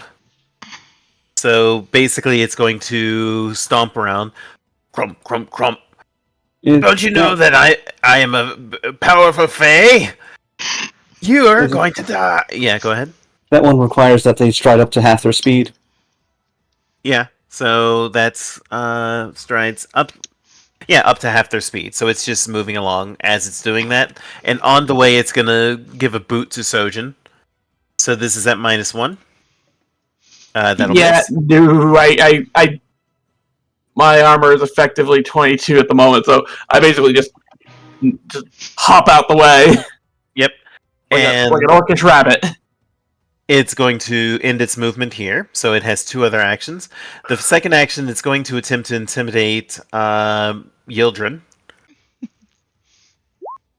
What's its will save? Let's see. We'll save. 10. 10. I think That's fail. Yeah. And then it's going to then attempt to swing its halberd, targeting. It's really small, isn't it? It'd be more logical to attack the horse. Yeah. So it's going to attack the Yildren. What a Misses. bad turn. What a bad turn. All right. Sojin, you're up. All right. Sojin moves in and using tumbling teamwork this time. So I tumbling through to position myself on the backside of him. So let's try that. Acrobatics. Does an 18 work? Okay, and that's versus a reflex, correct? Correct. That will not work. All right, so that means I only get to be move. particularly agile. Well, that means I just get to move here instead of having my friend move inside. Well, I'm then going to try and disarm him. That is a reflex DC versus athletics. Or no. Yeah, no, I guess I'm going to re-roll that. Yep. There we go. Oh, wow. Critical. That's a critical. Woohoo! So what do you get on the critical for a disarm? You knock the item out of the target's grasp, it falls to the ground in target's space. Okay, You so take its arm. are you disarming the boots or the halberd? The boots. I'm basically just gonna reach down, yank his shoes off in one fell move, and then come back in with my rapier for an attack. Stabby stab. Oh, good boy! And that is, I did not call that as a confident finisher to begin with. So that is just a +2. So that is a 16 damage. All right, +4 actually, because remember, damage is doubled on a critical, yes. so that's 18. Yes. So very confident finish as you stab the red cap in between its shoulders. Solid shot. Mm. All right, He is shoeless. give You me can back my stop it. shoes. Well, you It gotta has put him on first. It has nasty gangly toes. I hope the horse steps on them. All right, Yield and to now, step. so now on its turn, the Elenanx basically is going to reappear, and it's going to reappear here. And you can go ahead and make your attack, Troyka. Alright, let's go. Right, because as a range attack, it is just going to be this plus some additional numbers later. Alright, like all the bonuses are going to be in damage. Assuming it hits. All right, a 20, that will miss. Would you like to reroll that? No. Okay. So it narrowly misses, but then because of the Cinder Dispersal ability, it's going to use very first. Yeah, go ahead. It can't. Well, It's once per day. I was highlighting something. Oh, else. okay. So because of that ability, the attack is going to be basically you're off guard. So your armor class is effectively 2 less. That's what I was pointing to. So this is a Jaws. I think that's going to hit. So on Jory? Yeah. Yeah, that'll hit. What's your armor class, Mike? Actually, he can't Why be not? off guard. He has denied advantage. Oh. Well, okay then. Well, it doesn't really As matter long- because the 29 is still going to hit. Yeah. So Yeah, a only 21. Yeah, so the 20. Well, actually, that's a good thing because if your armor class reduced to 19, that would have been a crit. So you're gonna take 15 damage and then 5 fire damage as it manages to get its fangs into you, and then it's going to use its second attack to try to bite you again. Ah! That's going to be 18 damage and then 4 fire damage. Jory's on the ground, unconscious. Oh dear. And then it's going to move here, and that'll end its turn. At 0 Jory? hit points. Jory, I'm afraid that you've been fired. All right, Jory. So, I need to look up the dying condition. So, you make a flat D20 check, Jory. I wonder if the dog can feed him a potion. Oh dear. Okay, so you are now dying too. Let me just check. You lose the dying condition by succeeding. Okay, so yeah, you lose the dying condition automatically and wake up, and you must attempt at the start of your turn to determine whether you get better or worse. Okay, so if you let me just check. I'm just making sure of this.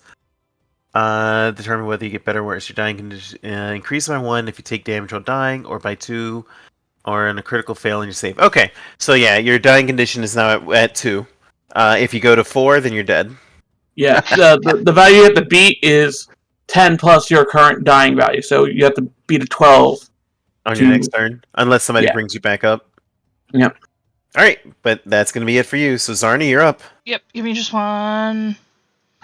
So am I actually unconscious? Yeah, Yeah. you're Yeah. unconscious and dying currently. Okay. I can't tell my dog what to do. Yeah, bad. that's a problem. Well, your Would- dog would- is, since your dog is trained, it can actually take its turn. So Oh, I'm gonna say your dog can take 1 action. Actually, no, it can take its normal 2 actions. So what would Arf do? He would do that. And then that. And miss Bite, both bite. times. Oh dear. Okay. It looks like that it failed to actually hit the Elenanx. Yep. All right. So, Both times. Zarni, it's your turn. I'm gonna move here, so that's 2 actions, and then use Wilding Word on the Elenanx. Okay. So I need to make a will save. Yep. All right. Where is it? Here it is. I failed. So, as success, but the target also becomes sickened each time it damages you. When the target attempts an attack roll that would harm you. So, okay. It's going to take a penalty whenever it tries to harm you, and it becomes sickened every time it tries. So I will put that as a green. Yeah. I don't know what she would say at this point, but she would say something cool and, like, stand down or else. Fair enough. This is player brain going bleh. No worries. All right, Iskander, you're up. Well, what should I do? I suppose that the only thing I can do is command Yildrim to attack. So let's see. Where's hooves? Oh, Okay. that's good. Not good enough, is it? No, that's not going to be good enough, sadly. All right. I'm going to do something a little bit risky and have Yildrim back off. Does that provoke an opportunity attack? No, it seems incapable of doing that. All right. So Yildrim's just going to trot backwards and then charge forward so that Iskander can hopefully get her lance bonus from this attack. Yep, and you are going to get the attack of opportunity, the flanking bonus. So it is Right. off guard to you. Two-handed lance. Oh, I'm going to re-roll that. Yeah, for sure. Let's see. Lance, two-handed. There we you go. And And that flanking is going bonus. to be a critical. Hell Okay. yeah. And So- what's your bonus? So I get +4 from my lance jousting bonus because I normally get +2, but because of my striking rune, I get 2 more. Okay. Well, thankfully, the strikes true, and your lance pierces the red cap, and as it struggles to pull itself off, it manages to do it just as it expires, and the red cap collapses down into the dirt. And it shouts out, "Fox, die!" Alright. And I think that's going to be it for you this turn, because that's all. No. That was Yildrim only used one action. Since it attempted an attack, too. Okay, so... Wait. Yeah, So, you had it making a hoof. You made an attack with hooves No. right there. Oh, I did, yeah. You're right. Does attacking automatically end its turn? Well, no, but since you attacked and then you moved so that you could do your charge, that's it. Oh, It only shoot! gets 2 I actions. completely forgot about that. Oh, yeah, you're completely right. Alright, wow, So- yeah, there's nothing else. Alright, that's Alright. it. Troyka, you're up. You are aware that Jory is on the ground.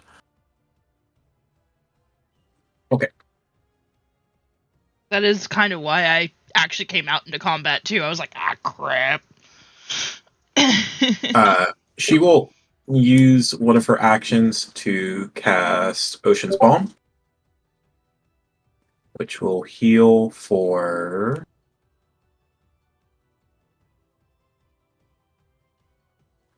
I don't like that I have to list all of my...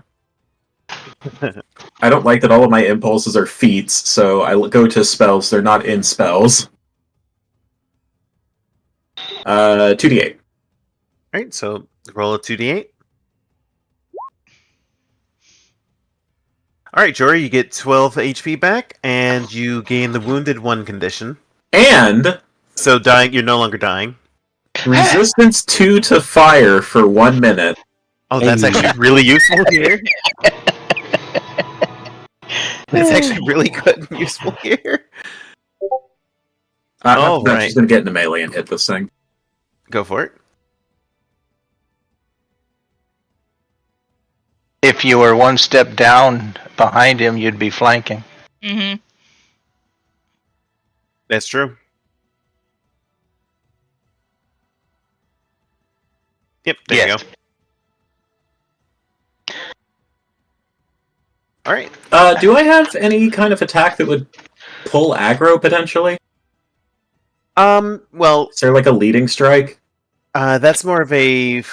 I don't think you have that ability, but you could actually make a taunt to try, or like a diplomacy or an intimidation check to try to force its aggro to you. Yeah, she is going to make an intimidation check to try and make it believe that she is the bigger threat. Okay, go for Oh, it. I just realized I don't. Hold on.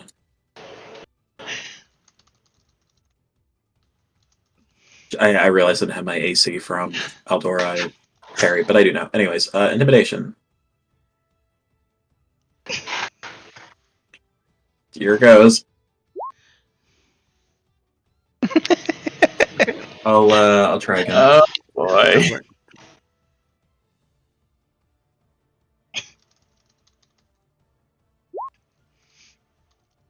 $13 is actually going to do it. Because it does take a circumstance penalty because it just saw that you healed its dinner and is really angry. So that's going to do it. So you've pulled aggro, it turns away from Jory and is snarling at you. Good luck, buddy. Alright, the red cap's dead, so it's now a dead cap, so we're going to move on. Sojin, you're up. Alright, using my now lovely 35 movement speed. Let's see how far I can get. 35. I can make it just close enough to get in a stab. Or in this case, I'm going to trip this fucker up. Oh, nice. So that's a reflex versus athletics versus reflex. Yep. Would you like to reroll that? I don't have any rerolls. Alright, so that's going to be a miss. It manages to hop over your foot as you attempt it. Okay, that was... Yeah, that's all my actions, because it took me both my almost my full move speed twice to get here. Okay. So on its turn, it's going to first snarl and attempt to feint at Troyka. Faint. Let me put the rules for that. Yeah. Now here's the funny part. I just realized it doesn't know you're blind. So since you're blind, you're going to get a +2, effectively a +2 to your what is it? Reflex DC? Yeah. Your perception DC. So what's your perception DC? Or what's your perception +10? My perception +10 is 17, so I guess 19 in this case. So your perception +10, 9. Yep. So I need to beat a 19. Oh shit! It doesn't have deception. Well, let's try. So Holy shit! that would ordinarily be a fail, but because it is a nat 20, it's going to get upgraded to a success. So you're off. No, Yes. no, okay, that's not an attack technically, so I cannot use my guardian deflection. But you could So, use it against the attack that it's about to do. Basically, Yeah. you're off guard to this attack, so it's going to make a Jaws attack. Cool. So your armor class is reduced by 2 for this. All right, so 19. But I'm So- using my guardian's deflection to And what's boost that it do? back up. While an ally is within melee reach is hit by an attack, and you can see the attacker, ally gains a +2 to their AC. Wait, hold on. What is the bonus? It's a +2 to your AC. No. Is it like a circumstance bonus? It's a circumstance bonus, yes. She already has a +2 circumstance bonus. So she gets another +2. No, they don't stack. Ooh. Wait, Yeah, no, the +2 was for the perception DC. No. Go ahead, you explain it. She has a feat called Aldori Parry, which gives her a constant +2 circumstance bonus to AC. well, Okay, question. Is that attack going to be critical? Yeah. Yes. Now it's not. Because of my deflection ability, turning a critical the into a deflection hit, doesn't and then a count. hit. Hold on. Slow it down. No, Go ahead. the secondary effect of this is that Oh. it turns crits into hits and the hits into misses. Okay, so basically it's not a critical hit against you, which is important because that would have been 38 damage. So instead you're taking 14 regular damage and 5 fire damage. Okay. Basically, instead of it going for like a spot where it's gonna bite your arm horribly, I basically knock it off course so it hits into your thicker part of your armor. Yeah. So yeah, which is really good because that would have been a lot of damage. And then it's going to turn and swipe at Sojin with its claws. And of course, I get a +2 to mine, so that is it's gonna hit still. So that's going to be 15 slashing damage to you. That's fine. And that's going to be it for the Eleninks. So, Jory, you're up. You're currently lying on the ground, so you'll have to get up. Yep. I'll get up. I'll switch to my mace. 2. You might want to chug a potion. Oh, never mind. All right, well, a 26 is going to hit, so that's going to be 4 bludgeoning damage to the Eleninks. So that takes 4 bludgeoning damage, and that's going to be it for you. Yep. Okay. Zarni, you're up. So I am flanking using the pupper as flanking. And I'm going to move right there. Mhm. And... Oh no. I'm in touch range. That's dangerous. Uh-oh. Oh my. Okay. So this is a saving throw effect, right? Yep. Okay. Ooh, and that's a will save. Eleninks. It's going to... Fails. The albatross hangs around a cord from the target's neck or the closest equivalent for 1 minute, cursing them for their transgression. During this time, the target must roll twice and take the worst result in their next will save, after which the albatross disappears. Let me see, is there anything else? Any damage, or is that it? I think that's it. Okay. Everybody gets a +1 bonus to attacks against it. Mhm. Yeah. Oh, that's actually super useful. Alright, and that's a 2 action. Alright, so it is going to take the albatross curse, and I'll use a snail for that because I don't have an albatross token. Yeah, no, you're good. Alright, so excellent turn. Iskander, you're up. All right. Iskander's going to travel from. Okay, yeah, that's easy. There's a there. Command animal to charge. So first off, I'm going to have Yildirim stomp with their hooves.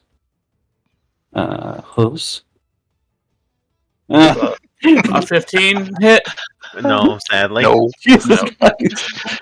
Yildirim just like can't hit for shit. Okay. Does it very quietly. Yeah. He does do it very quietly. Okay, lance attack. Does that hit? Because it's a 24, that will hit, so that's going to be 10 damage to it. And what other bonuses does it get? +4 from the jousting ability. All right, so it takes 14 damage. All right, and I get one more strike this time without the jousting ability. So this will just do the normal amount of damage. Mm-hmm. Oh, well, whoops! Hold on, let me do the number 2. There we go.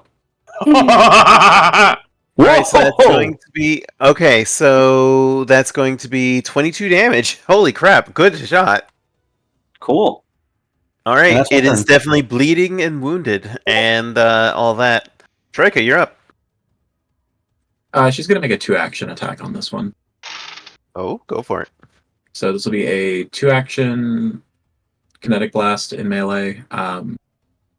What element? Oh wait. Okay, We yeah. do have one more question. Well, we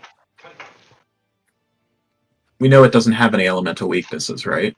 Yeah, you So, do know that it's immune to fire, so, Yeah, so you have that extract I don't thing. even have fire control. Oh, Oh. right. Oh, that's right. Never mind. So we're going to say acid. That works. Go for it. So it's going to be this, what I roll, and then I will add my strength modifier after. Mhm. And that'll be for it to hit. So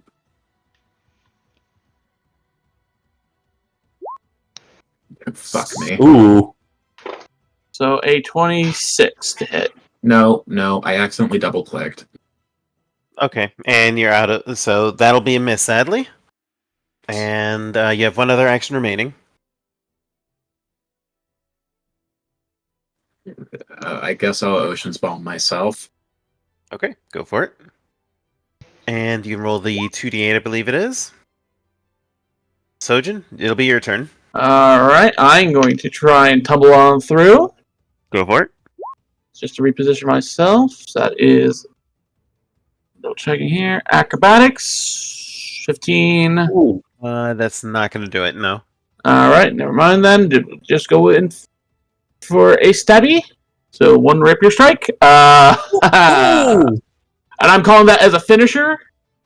Okay, remember, you do have to declare if you're doing a finisher before you Right. roll. So alright, so next time I will make sure. Yeah, because I let you go last time, but you know, Yeah. you gotta remember. Anyway, so still. Alright, so that's going to be still 25 damage. Yeah, 25 plus 2 because of no, that's Stylish Combat and Precise Strikes gives me plus 2 precision damage on top of that. Okay, it is still up. I have one more attack. This one I am preemptively calling as a finisher. Okay, that'll be a miss, sadly. It still takes the 2 damage. Yep, and I did add that. Yep. All right. It is now its turn. So the Elanax is actually badly wounded, but it's going to turn, and it is going to attempt a jaw strike onto. It's going to make it a jaws attack onto Zarni. Okay. So because of Wilding Word, it takes a -2, right? Yep. Can you click it again? Yeah. Alright, so -1 because it failed. Yeah, -2 to the roll, And it that takes becomes damage. second. Yeah. Well, it becomes, Also, doesn't it have some negatives because of Albatross? Yep.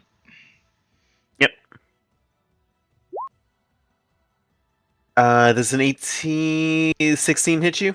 Nope. Okay. So then it's going to. It realizes it's badly wounded and it's going to try to escape. So I think only Iskander has a attack of opportunity. Mhm. So go ahead. 1 second. Holy shit. Reactive strike, then with a lance. Nope. Ooh, yeah, that's not gonna hit. It's And then still it's in going my to- range. It is going to then use an attack to basically claw the ground and basically burn that tree to set it on fire. Give me a second here. I think. No, okay, I don't have something that can allow me to chase him. So that is basically like it's a fire that's going to spread. So basically, it's trying to cover its escape. And that's going to be it for the Elenank. So Jory, you're up. Drink a potion. Yep. I gotta sit down and drink a potion. It's up to you guys. I can't do any more. I've got it. Now, where'd my potions go? Moderate, minor, or lesser. I'll click the button for you. That's what I'm trying to find. Where did I store them? It might be. There it is. There it is.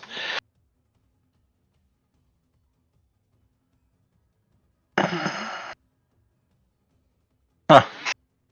It's a moderate. A moderate. Oh yeah, you're the last one to still have his elk water. Yep. So go ahead and make the roll. Make the roll for us, if you please. Sounds a little bit gross when you describe it like that. Elk water. I mean, you're not wrong. That is 3d8 plus 10. 3d8 plus 10, so 21. Yep, Not so you bad. get 21 health back. And you have 2 actions remaining. You could try and yeet your knife at him. Or send your dog after him. Yeah, send the dog after him. Okay, so you spend an action to tell Arf to move, and then he'll attack, so go ahead. Jump. Nom nom. That is going to miss. Uh, Alright, is that it for you? Yep. Alright, Zarni, you're up. 20 is going to miss. 21, isn't it? Because 21 will still miss. Wow. Huh. Wow. And yep, that's going to miss as well, sadly. No. Oh wait, it's a ref- reflex. Reflex, you're right. So let me make that roll. Reflex is okay. You gotta roll again. Oh, you're right. I do have to roll again. It take 23, so it's a success. so takes half damage, doesn't it? Basic, yeah. So it takes half damage. So that's going 12. to be 12 damage, and that is going to kill it as the sudden bolt of energy just slams into the thing, sending it crashing down to the ground in a heap.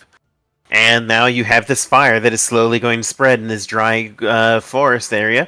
So what will you do the party do? Troyka! Save us! Wait, Finally, wait, something I'm actually good at. wait. Yep. Oh, Remember, no. you did. You don't have enough actions I now. know. You fired. Yeah.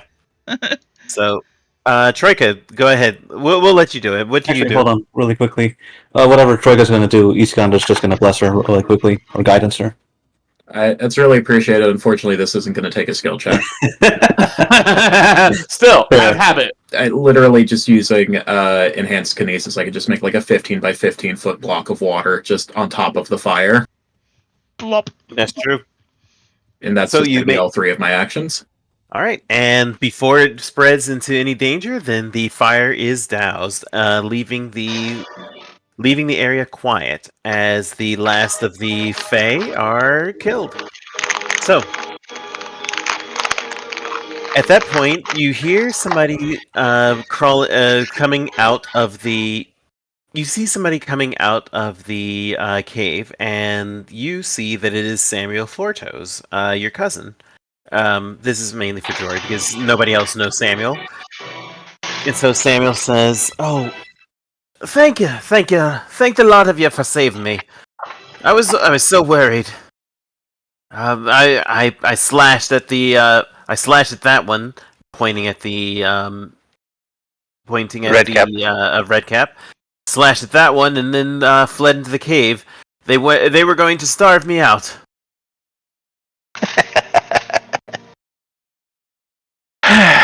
Well, if you had succeeded in your mission, you wouldn't have been in this position now, would you? Oh, I did succeed in my mission. They just happened to have caught me. It was just an unfortunate circumstance, is all. Iskander is. we define success differently, cousin. So at this point, Sojin is gonna walk up, grab the boots, and just casually toss them at Samuel. Alright. Iskander, can I do a thing? Yeah, sure.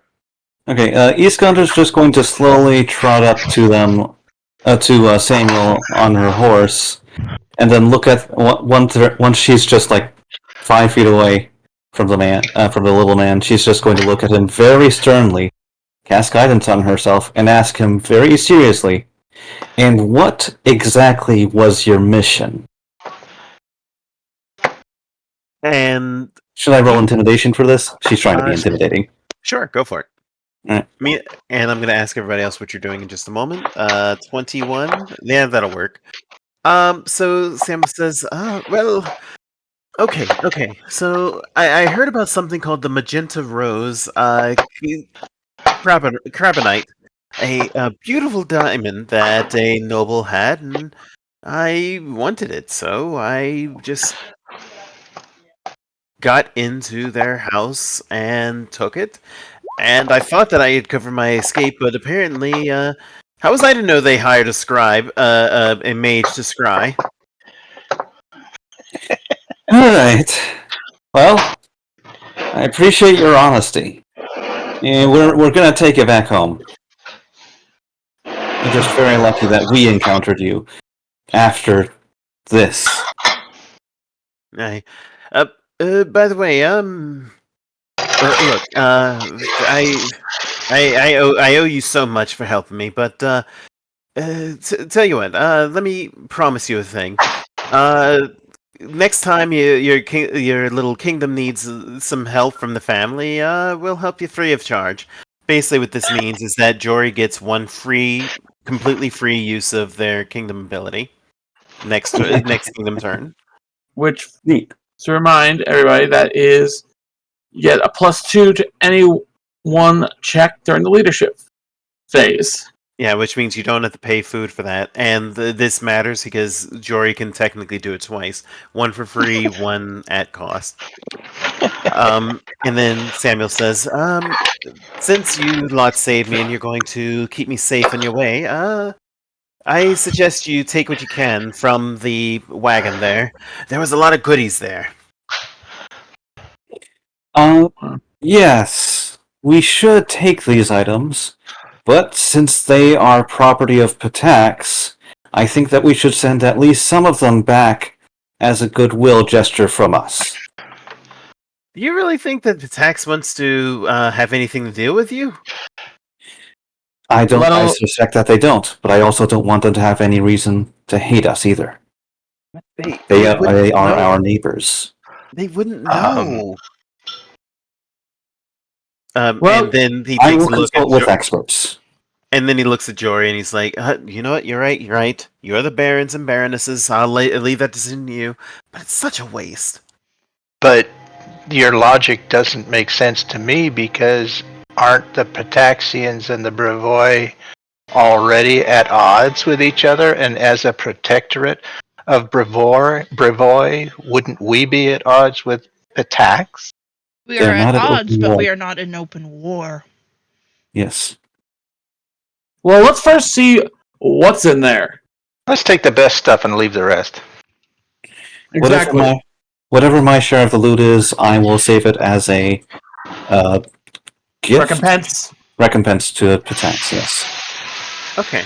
So, then what the party finds is a rune, and let me just mark this down.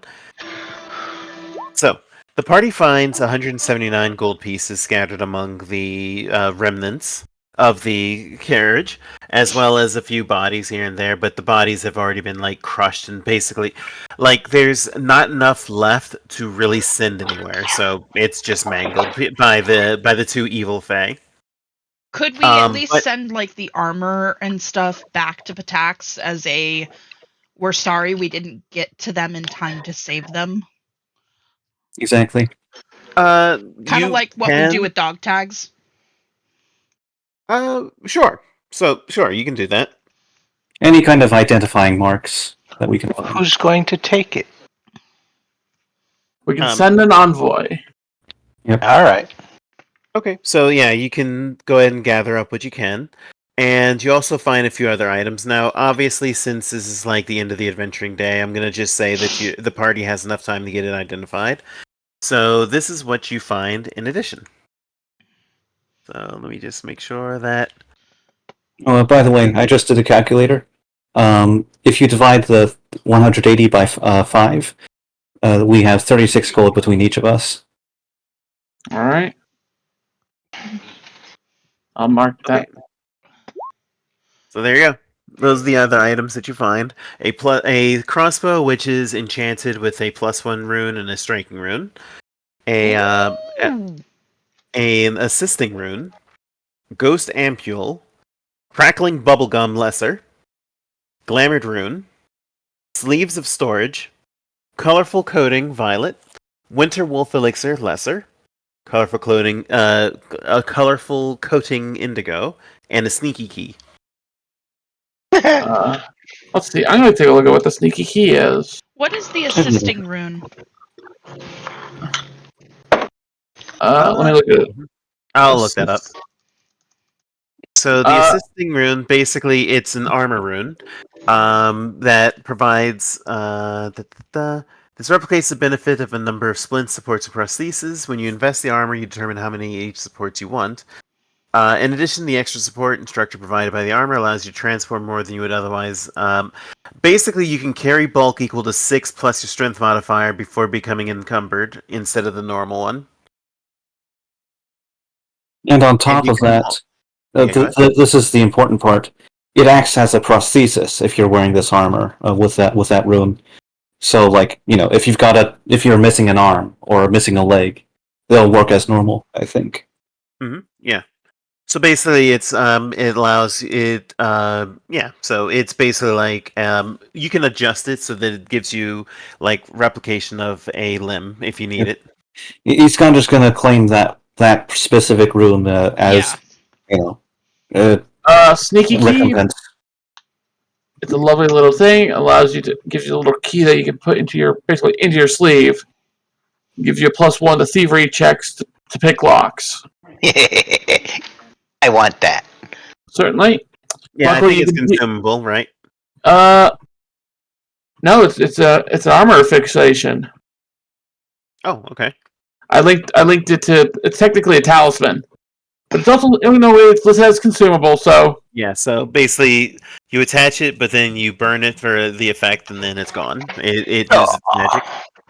So But wait what it till does, it's important. yeah, basically it gives you a +1 to thievery checks to pick a lock for a whole minute. What about In that addition, glamored rune? let me look that one up. I couldn't find it.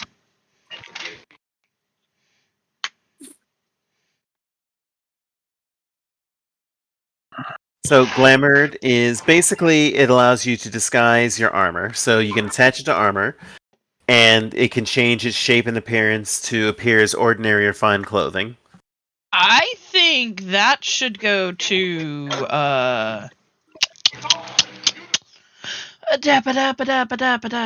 Wandren. Words, English Now, names. keep in mind that those runes can't be attached until you get a +1 rune to your armor first. Yep. Because those are property runes. I don't see glamored on. It's spelled Glamered. No, I'm looking at the whole listing of runes. It's called Raiment in the new version. So here, there. That's why we couldn't find it. Gotcha.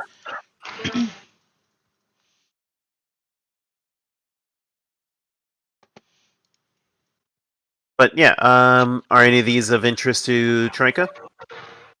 Sleeves of storage. Could you go over the remaining 2 items? Sure. So, because honestly, the Glamored one would actually be useful also for Troyka to hide the Aldori, although I doubt that Troyka would want that. But it would, so I would, as a DM, I would suggest either Troyka or Iskander would get the most use from that. But Crackling Bubblegum actually might be a fun one for, it is consumable, but basically what it is that it's bubblegum that you can chew. And then as a 2 action, you can pop it to basically do sonic damage and a cone effect. Sure. I mean, I can't do sonic damage currently. Yeah, and here's the cool part. If they get hit by it, then they're also covered in bubblegum, so they take a -10 penalty to speed until they take 3 actions to remove the gum. Oh, sick. Has anyone taken the sleeves of storage? Not yet. I'll take that. Yeah. So, sleeves of storage, let me just look that up in case that's of interest to anyone. The sleeves of storage can hold up to 5 bulk of items for a total of 10 bulk, 5 per each.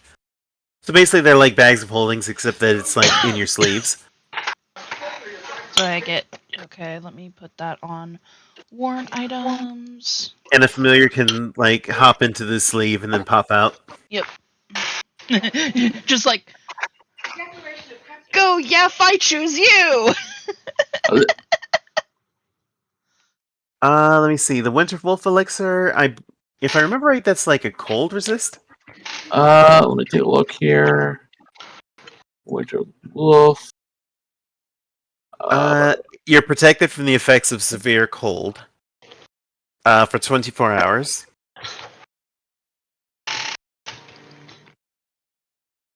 What were the other items?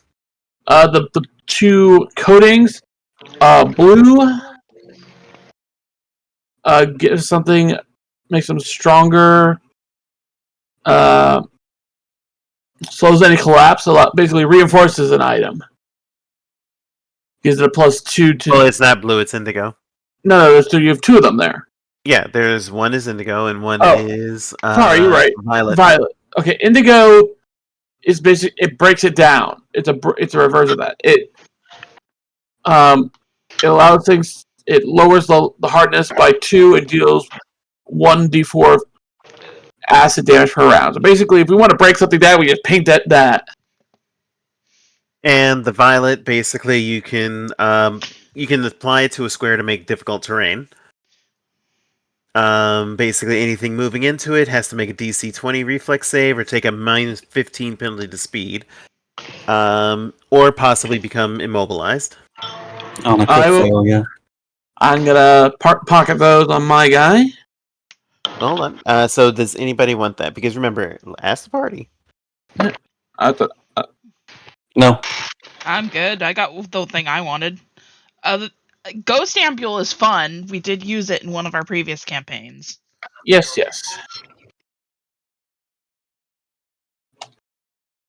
What is this Winter Wolf elixir? On Nethys it says that there's a Witch Warg elixir. Is that the same thing, or is it different? Yeah, it's the same. Look, if you click on the red legacy version of it, it goes to Winter Wolf. Okay. Yeah.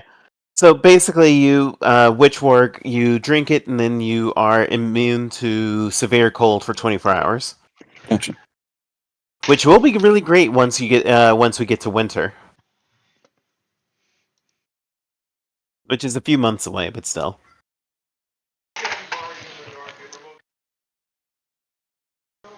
And by the way, Troyka, just to remind, because you resolved your quest and you're currently using the your dueling sword can always get an extra property rune on top of it, even if it doesn't have a striking or a +1 rune on it. Okay. Basically, doing so makes it an invested item, but that means that you can always get an extra buff to your dueling swords. And that's a permanent for the rest of the campaign effect. Yeah, probably will do that at some point. Mm-hmm. All right, so I believe that everybody's gathered up all their goods and split up what you wanted, right? Yep. Okay, so what will the party do now? I guess rest, right? Yeah. Yeah, I still have some points to regain.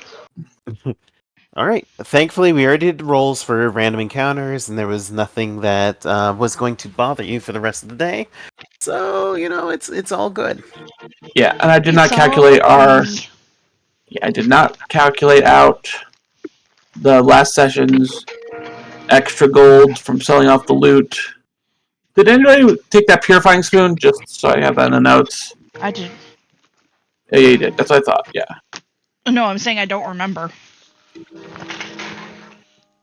Sorry, I paused my thought halfway through my sentence because I'm also trying to get my work bag ready for tomorrow. Good. Also, everybody go ahead and gain a hero point. Cool. I'm assuming, I thought, if my memory stands correct, I think it was Troyka who had claimed it. But that's just my memory. I sort of put the items as a separate item so that I can remember to not give it back, essentially. Oh yeah, I have the stuff listed in the party loot there.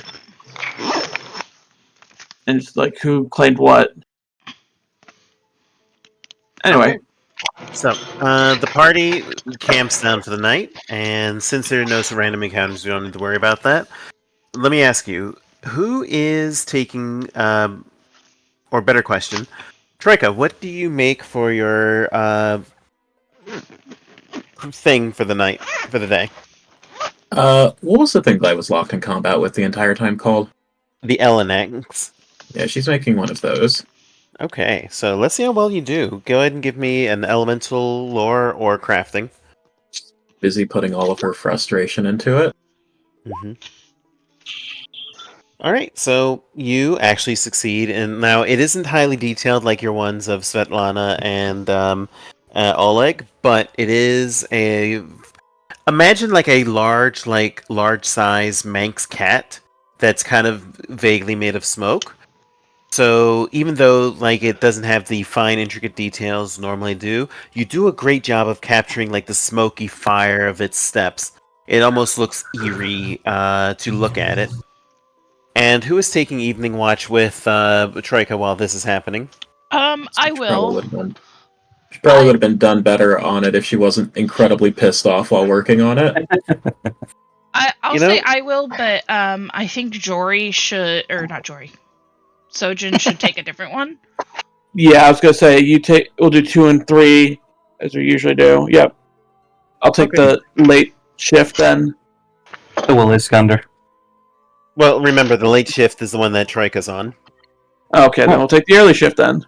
Okay, so then that's going to be Jory and Zarni and Troyka then? Yep. Okay, so Jory and Zarni, you notice that like Troyka's seeming very angry. Do you guys do anything about that? I'll sit beside her, but if she wants to talk, she can talk. I won't offer words of comfort because that's not my job. I'm here. If you want to talk, talk. Wait, remind me, am I on this shift? No. Or no? Okay. So Troyka, you detect Zarni next to you. Do you respond at all? She doesn't until she's nearly done, and then finally admits that she didn't lay a hit on the thing she was fighting. That she barely landed a hit on the duelist they were fighting the last time, and she is becoming increasingly despondent about her skill.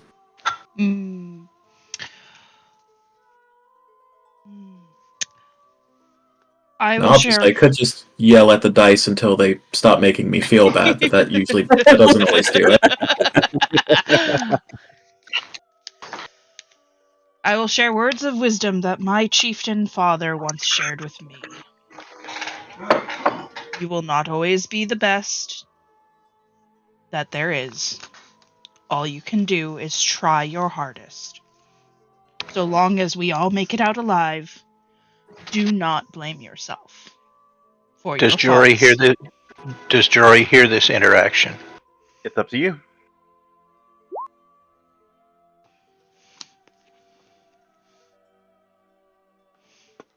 I'd say that's a yes. Sure. Go for it.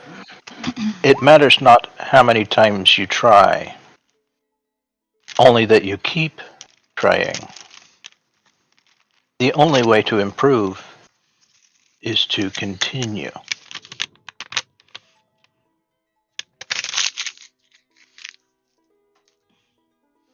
Does that make any sense and help?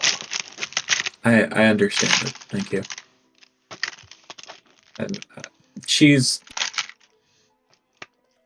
appreciates it. She's too proud to just like let it go yet. That it's okay. Sometimes I'll just be bad at stuff. She's just like not that person, but she does appreciate the comfort. Yeah. And she'll internalize it eventually. Just for the time being, she's just going to be salty. Salt. The only reason I can do what I do in the way that I do it is everyone said I couldn't.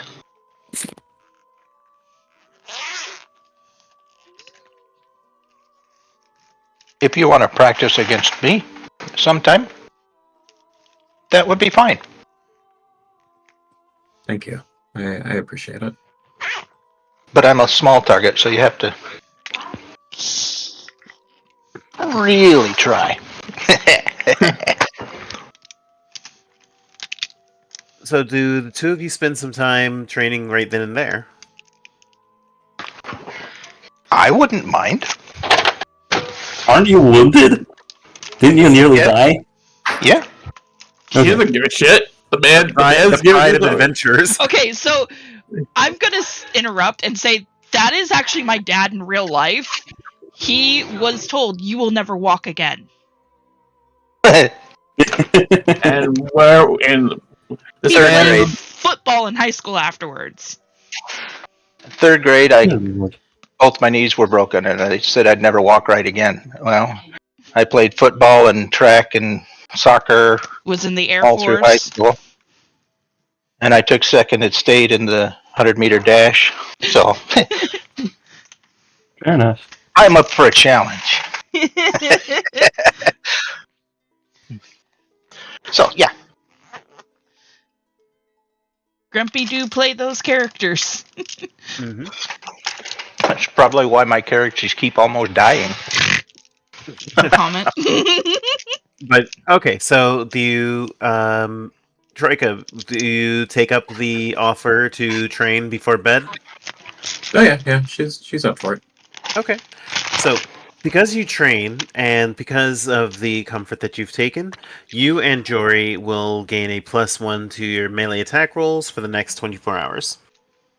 Cool. Woo! All right, and day comes to pass. Zarni, are you changing your spells at all? I'm just gonna up the ones that I dropped down to 0. Okay.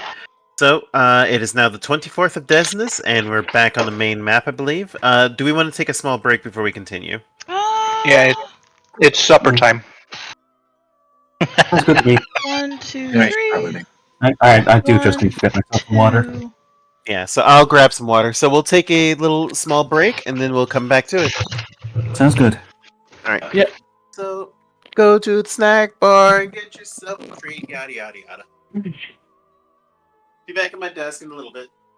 Where is conductive weapon? There you are. conductive weapon. Woohoo! Excuse that. Sorry, I am trying to get like my work stuff put together. Yep, understandable. Now the question of the hour: do I want the messenger bag or the backpack, or both? Both would probably be a wise idea. Also, so that way the stream can see. I collect pins on my work bag. Which is why I'm like, do I do the messenger bag or the backpack? Because the pins weigh a lot. Meh.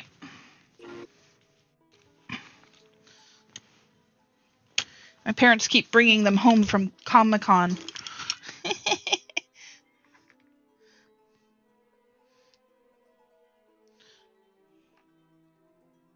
Somebody pay attention to the Mary, please.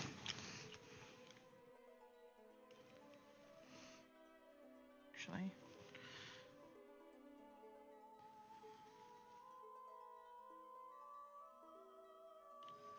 Ooh, ow, I just stabbed myself with one of them. Oh, near. That's not good. Ow. Okay, well, that goes missing. Put that one there. I need to get more of these backers.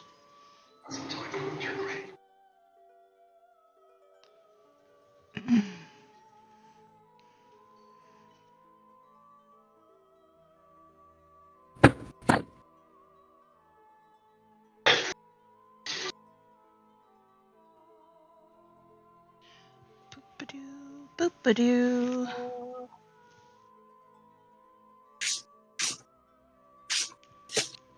Alright. What was that? For the crinkling of the No, Candy. it sounded more like Mary got stepped on. oh, Oh, she's just complaining because I'm not picking her up. Because I still have my supper in my hand. valid. She's reaching up to grab the supper as if it's hers now. I wonder where she learned that from. Okay, I'm back. Welcome back. We're having a bit of a sass off with the grump. That's always fun.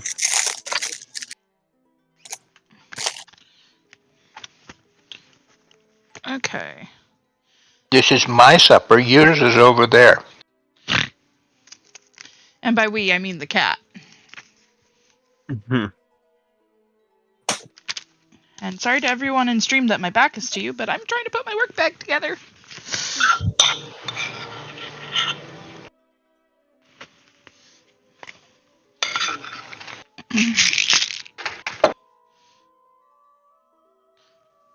Okay.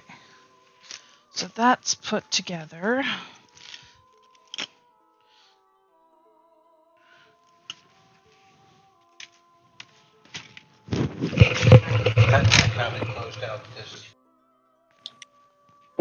So are we all back?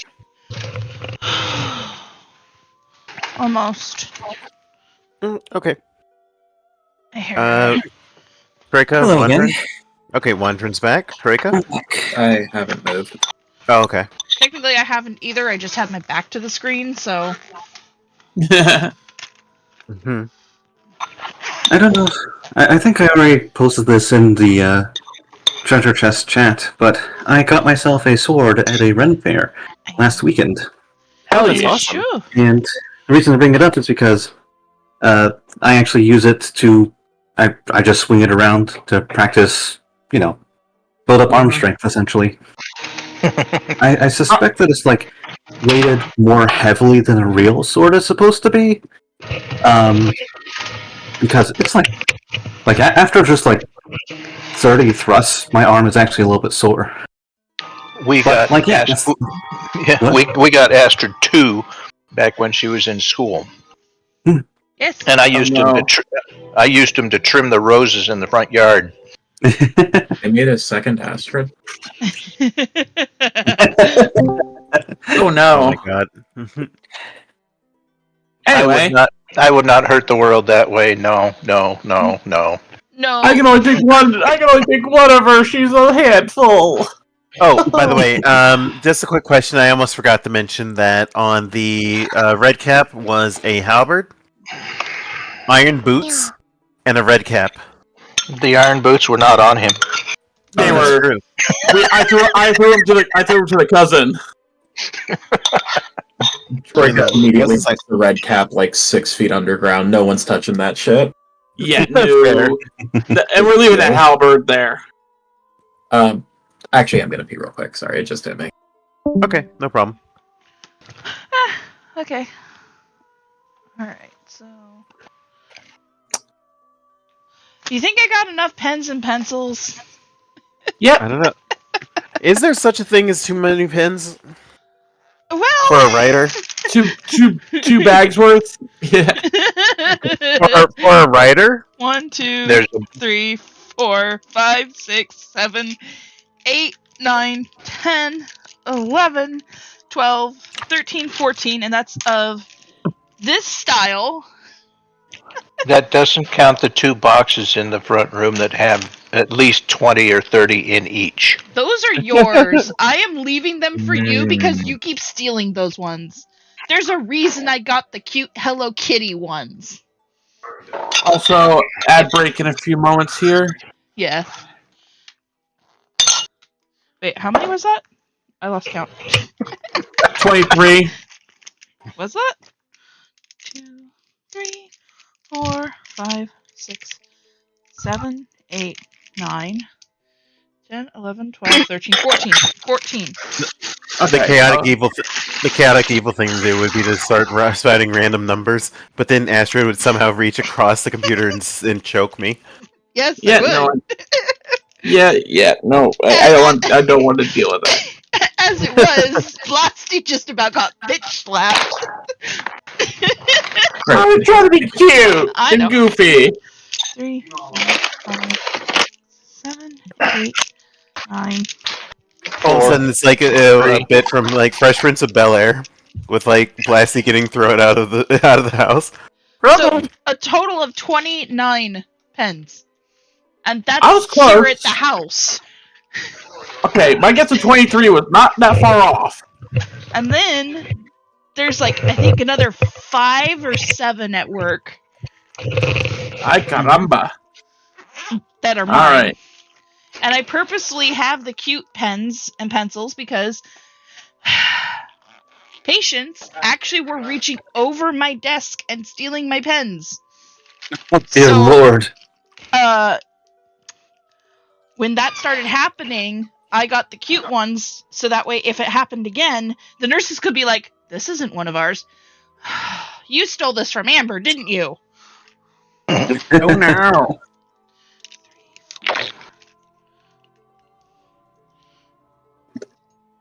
I take that back. 30 pens.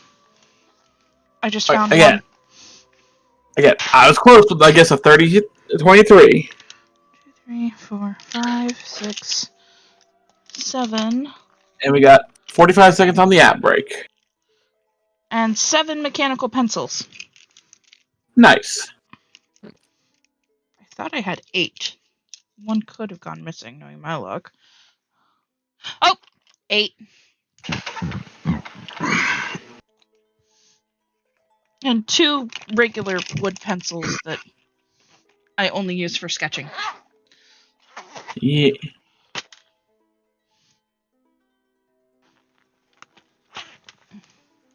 There we go. But hey, both my pen pouches are Kuromi. Yee. They're what? Kuromi from the Hello Kitty line. Oh, okay. And we are back from ads. Woohoo! So, Shall we? Let's. all right. Okay, folks. Do we just want to trudge on through? Head back to town. Yeah. We'll reconnoiter another day. Alright. Hello again. Big. Is it technically faster to go through the curve up and through the zones we've already reconnoitered? No, it because wouldn't be any faster. Yeah. Okay. We just So- lose out on the opportunity to reconnoiter these spaces. Fair enough. The question is, do you want to take the time to reconnoiter, or do you just want to go straight back? I'm down to reconnoiter. But what's the group's vote?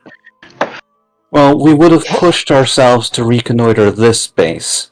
So I propose that we go here, just skip the reconnoiter, then go here, reconnoiter, and then go here, and then we'll be back home. So next only reconnoiter on TW1. Okay. Exactly. That's That's my proposal. That's pretty good. All right. So do we need to roll any random rolls? that Yep, process? it is now your turn, Sojin, so if you please. All right.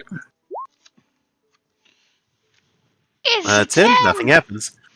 All right. So we go here. Bed down for the night. Yep. Next day. Well, hold on. Before the next day, Troyka, is there anything that you make during your that night? She makes a red cap from the day before. Okay, Just so that she can say she did both of them. fair enough. So, who is going to be? I guess. Well, let's have the other two on Night Watch.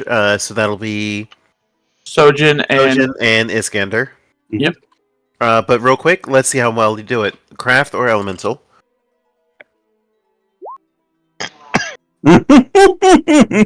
To be fair, she was not close enough to actually see him or sense him really too well. I was about to say, she didn't actually fight it, so it's probably fine. Troyka, Yeah. what Troyka is building is the corpse of the red cap. Yeah. It's more of an impressionist. It's more the idea of a red cap. Oh my Sojin, god. Sojin looks at it with approval. Have you ever No. heard of the allegory of the cave? That's true. I'm making a shadow of a red cap. It's like, The shadow the red cap makes on the wall. All of a sudden, I Am All of Me starts playing. uh, I'm Anyways, we just bed down confused. here. Alright, so you bed down, and let me just check the campaign calendar real quick. I will say they go in circles on it, and then Troyka just goes, "This one sucks." I mean, Sojin's like, at least it has the energy of a red cap. I look at that thing and I feel the same anger I felt at that bastard. Alright, so it is now Good the enough. 25th of Desnus, so you continue on. And then reconnoiter. Okay. So let me just check something. Cool. Alright. So when you reconnoiter for the 25th, let me see. This is going to reveal. Let me see. GM, and I just need to reveal this. I moved the thing out of the way so you can fit. Oh, TW1 is already there, isn't it? Yes. Okay. Oh, go ahead and move back. I forgot that I already because Yeah, you got the map from the guy. Yep. Yeah. Yep. So TW1, where is it? That's the Tuskwater. Here it is. Okay, so this encounter. Okay. Uh-oh.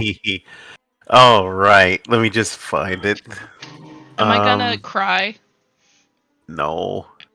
Maybe. So how many points life did I get back for the...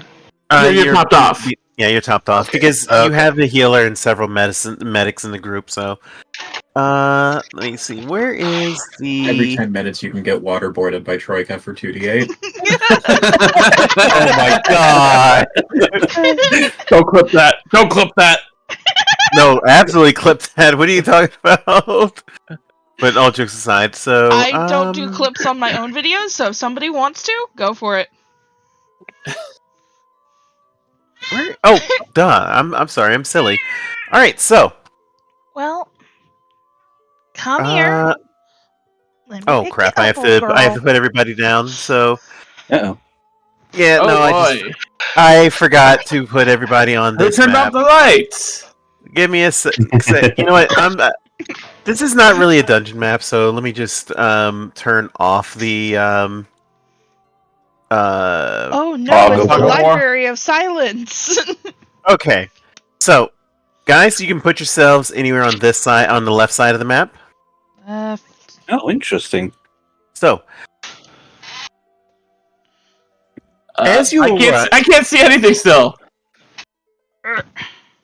Sorry, But I have a fluff I'm arguing with.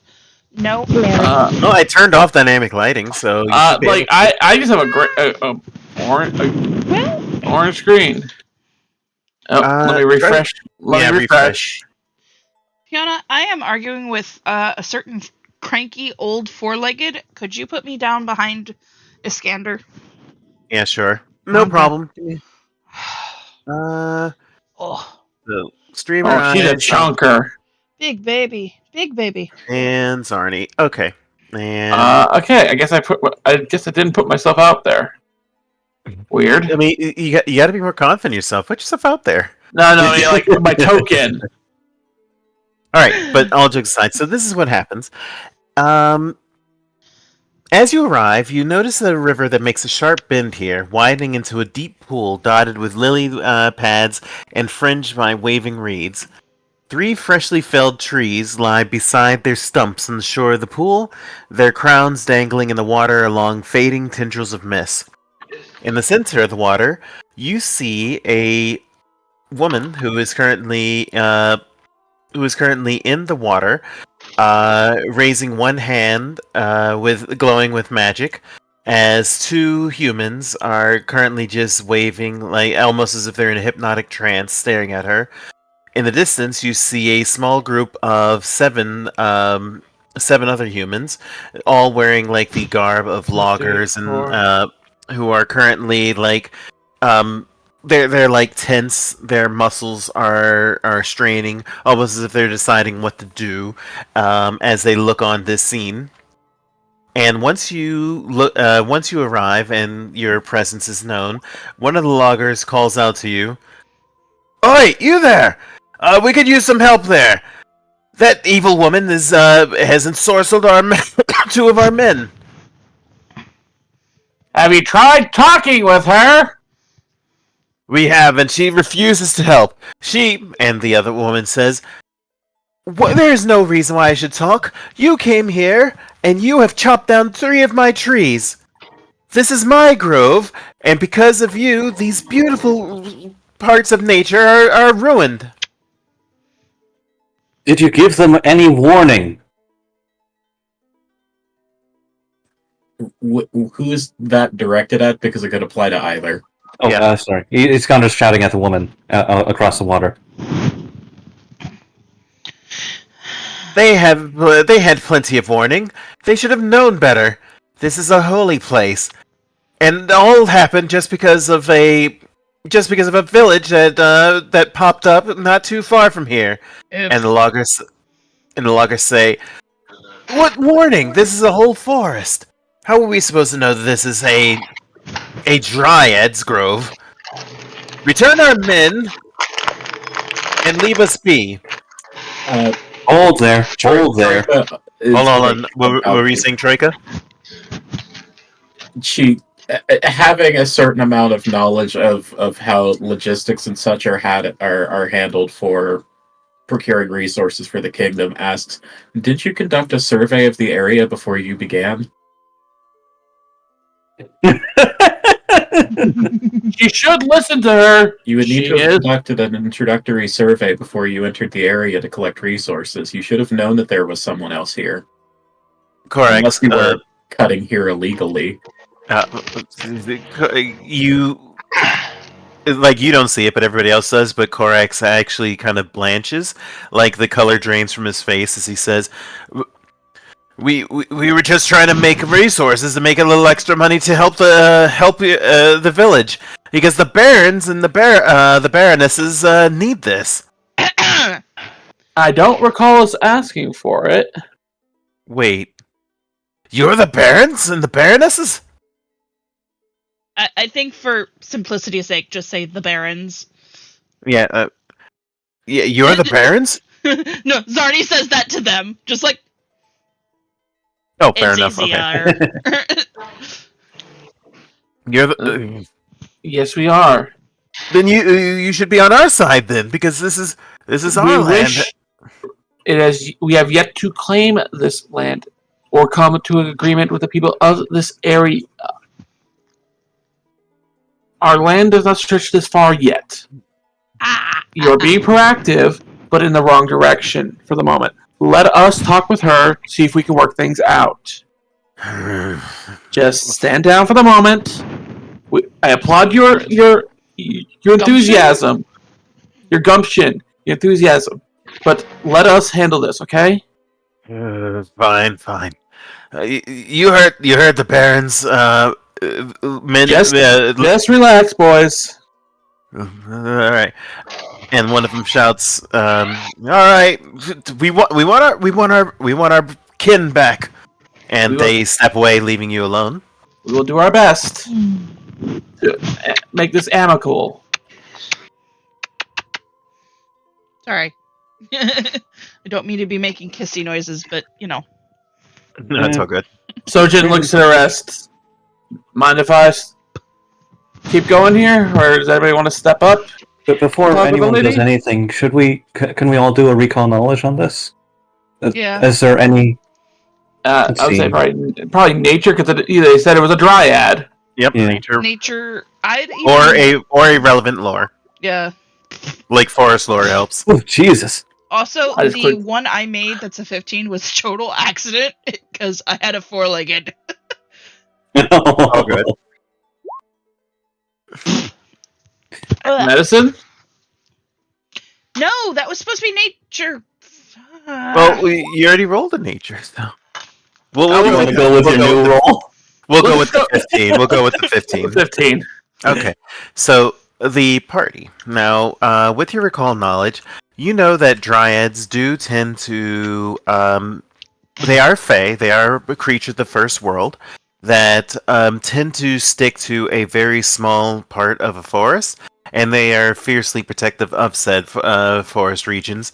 And the fact that this dryad hasn't turned these any of these humans into elks, basically like baleful polymorph effect, is a mercy.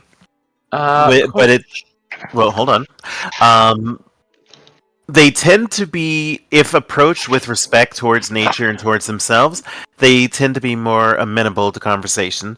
And they are also those that are attuned to the earth tend to have greater rapport with them. Like they can detect if someone's attuned to the earth. Basically, dwarves or earth kineticists basically have advantage to diplomacy checks with them. I'm an Earth kineticist. Well, Do then you have diplomacy? Actually, no. Oh, Well, Yeah. thankfully though, because you're attuned to the earth, you can use elemental lore in place of diplomacy. Oh, in that case, we're balling. And since it's a It's lore time check, for rock and roll. it's actually easier than diplomacy. So Troyka kind of approaches and just kind of takes point on this one since she feels, for once, actually pretty confident in her ability to dissolve this amicably. She kind of bows respectfully and says, "Please forgive these people. They are Idiots. overzealous. What would it take to make this right?"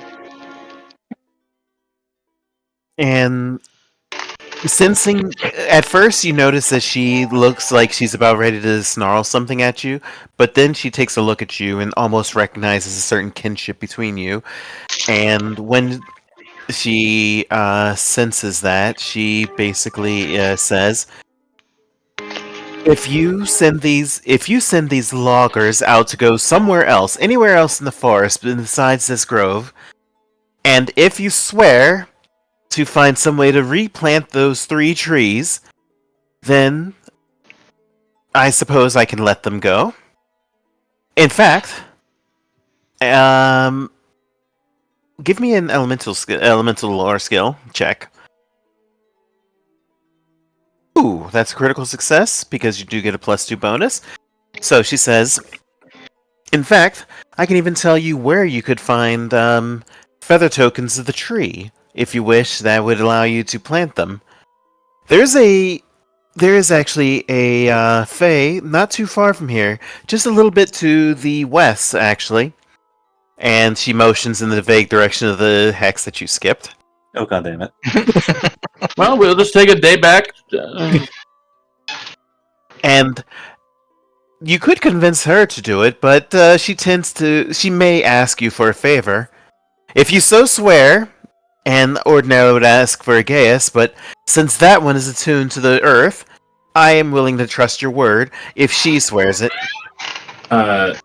Troyka kind of puts her hand over her heart and kneels slightly and says that I will see to it personally, so long as these loggers may go free. Very well. And then she turns, snaps her fingers, the glow around her hands disappears, and the 2 loggers kind of shake their heads, and they raise up their axes as if they're ready to strike, but then the logger that had spoken to you earlier says, "Men, no. Those are the barons there, and they said they'll handle it." And after a moment of confusion, they move back to the group. Zarni And Go ahead. Zarni's gonna step forward closer to the water since she is further back and ask, is there a way we can mark out your territory so this never happens again from our people? And she thinks on it, and she says, "If you swear that you have my that you will protect this grove, I can mark it out with special runes in the trees, I shall show you this rune so that you know what to look for. And you can teach it to your village so that they know. Effectively, what this means is that if you agree to... She basically explains her terms, and her terms are that if you can replant the trees, and as long as you promise not to build on this hex, then it will count as a safe space. Basically, you can rest here without any chance of random encounters. You'll be safe here. Wow. That seems like an excellent deal. Yeah. Hell, technically, we can help her convert it into a holy site, but not a built holy site. In No, theory, she doesn't right? want you to do anything to it. Yeah. Basically, No, okay. Let me rephrase that. Help her reinforce her own area. Let it be known to others of our kind that it is a holy area of hers, and to leave it alone. Yes. okay, Yes. that makes sense. And yes, So, she would so actually a natural holy site, not a built holy site. Mm-hmm. True, that's true. So she actually likes that offer, and she looks to the party, looks to Zarni and to Troyka in particular, and says, "Do you agree with these terms?" Zarni looks at Troyka. I do. Troyka's on board. Yeah, she nods her head. Well, Very then, well. we shall Then- take our detour back to that place and grab those tokens then. And she says, I will say that if you wish to do this soon, then I can bless you with speed for the length that you're within the forest. That way you move as a dryad does. Effectively, as long as you're focused on this quest, you can move through forest spaces as if they were planes. Yeah, that sounds good. AKA, let's get this done now. Yep.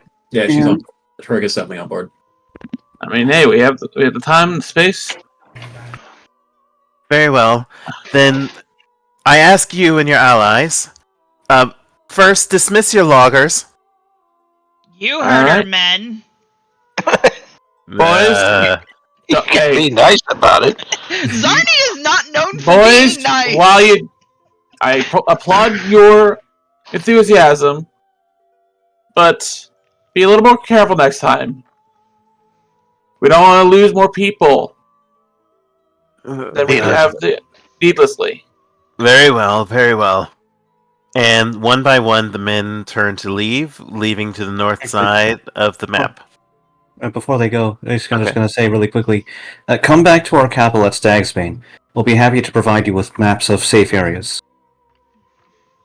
Aye, that we will. Thank you, barons. With that, the dryad introduces herself.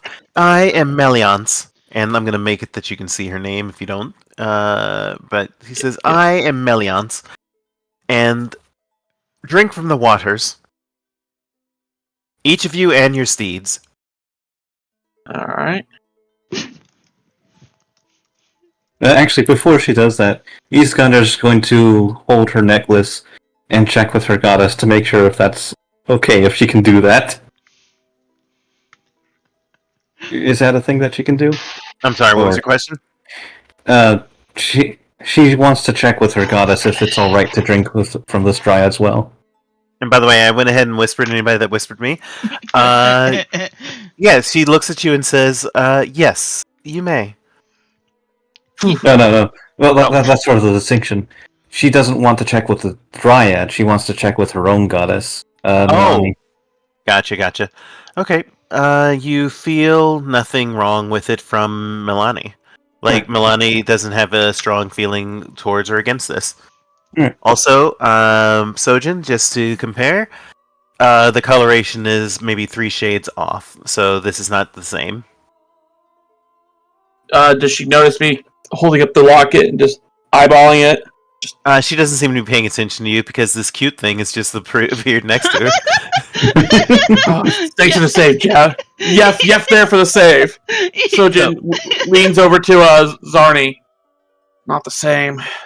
So Yef jumps into the water and starts looking up and frolicking around her, and she is absolutely delighted. And she reaches down and pets Yef's head. Yes, So, this good boy. When everyone I'm assuming everyone's drinking the water, right? Oh yeah. Okay. And we're making sure our horses do as well. Yep. So once you do, and all your animals do, basically you have now gained the blessing of the Dryad. Effectively, what that means is that until you leave the forest space, basically you go home, you will be able to travel every forest space as if it was plains. Sweet. In addition, your your Constitution bonus is one more for the purpose of overextending yourself. So we don't have to worry about. Basically, you can push twice in a row without having to rest. Because we can push, that means that today we can actually go back to that other space. Mhm. That's true. Yep. So let's We'd get have to to it. rest. I think we'd have to rest. We basically go back. We step back, reconnoiter, Rest. and rest. Yeah. Rest and then reconnoiter. Yeah. Mhm. So let's do that. So, Sounds good. is the party going to do anything else? Sojin, on the way out, Sojin casually whispers to the group once they're fairly out of earshot of the Dryad. Yes. It looks like she is not the same Dryad that we have to worry about. You see him patting the pouch where he keeps that locket of hair that was on the Stag Lord and the bits that he added to it from the unicorn. Mm. Yep.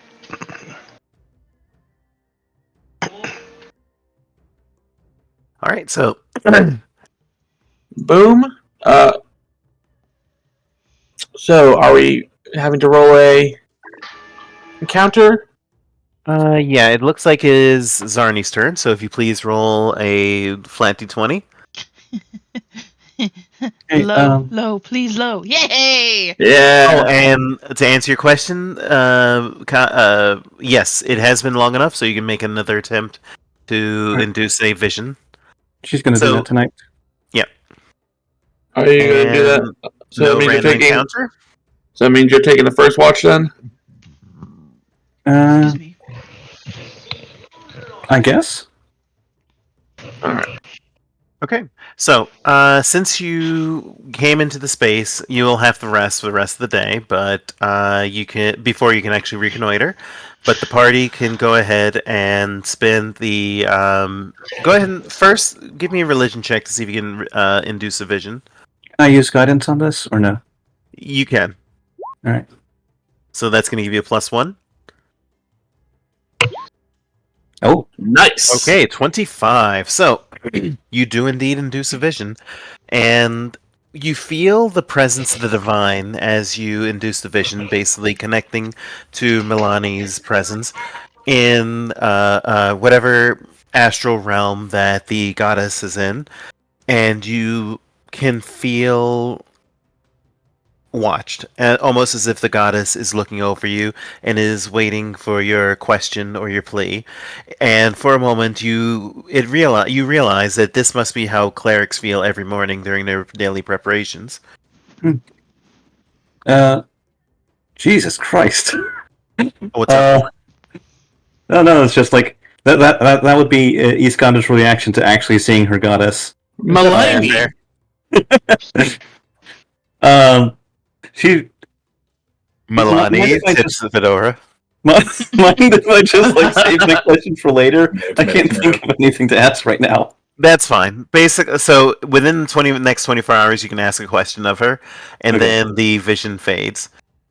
So what does the rest of the party do? Zarni. Or better question? Yeah, go ahead. Give me 1 second. Doop-a-doop-a-doo. Okay, go for it. Make that roll. Not this time. Yep. No help from friend. All right, so Troyka, what are you making this time? She'll make the Dryad. Or Nymph. Which was it? Alright, go ahead, make your roll.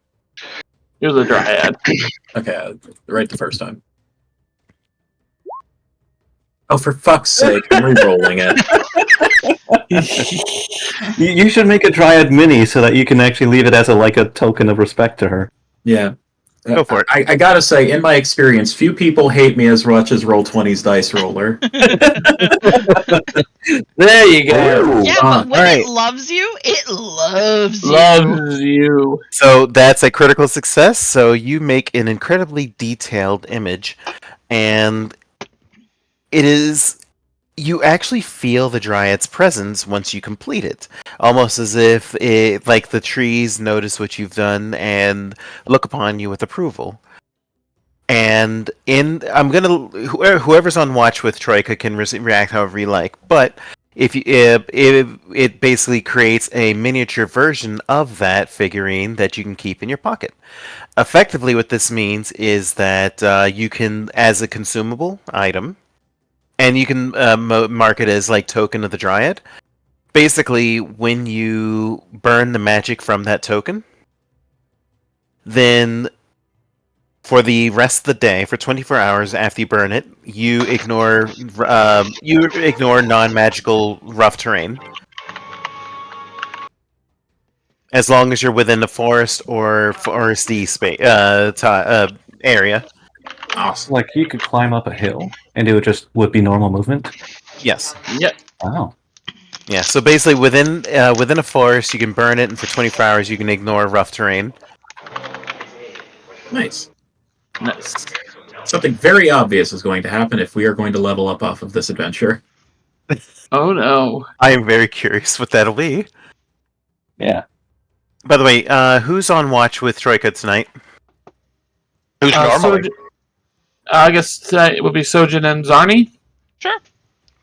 All right, let's go for it. Sojin is rather impressed by the token. Yeah. Again, Like- another thumbs up from Zarni. Yeah, Sojin just gives a thumbs up like, this is rather impressive. Thank you. It's rare to see such craftsmanship these days, it seems. She says,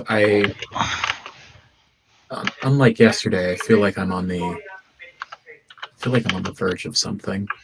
And Yeah, you're definitely on an upswing. You're talking with the Dryad definitely helped me kind of focus those feelings. I can tell you this much. She's a force for good, it feels like. Clearly to the other Dryad. Sojin looks to his bag where the pouch is, and just almost shivers a little. That other Dryad, though. I hate to meet her in a dark alley.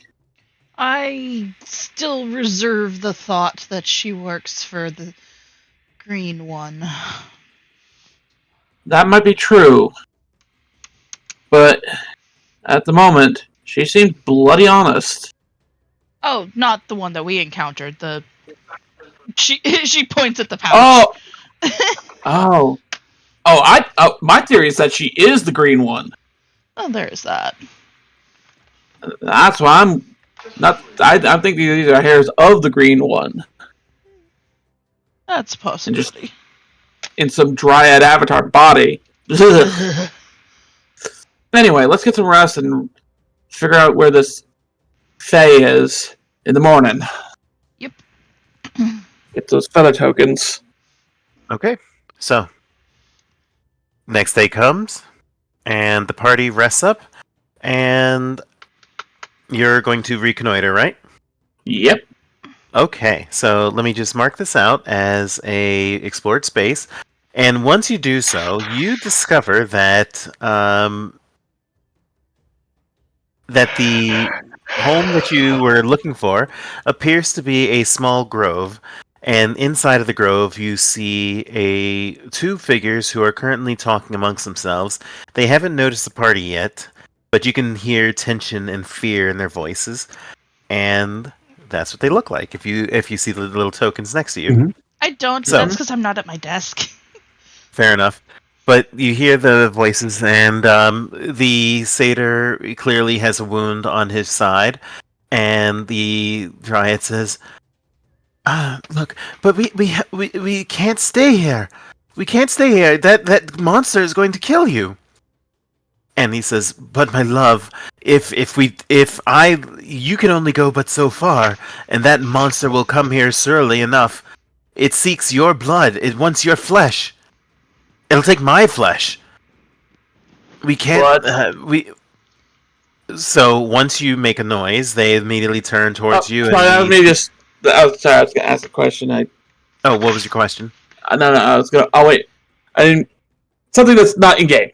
I'll wait until you finish. I didn't mean to interrupt you. Okay, no, it's all good. So then the satyr says, "Look, I swore that I would protect you, love, and I'll go back and fight it myself. The monster can't be allowed to live.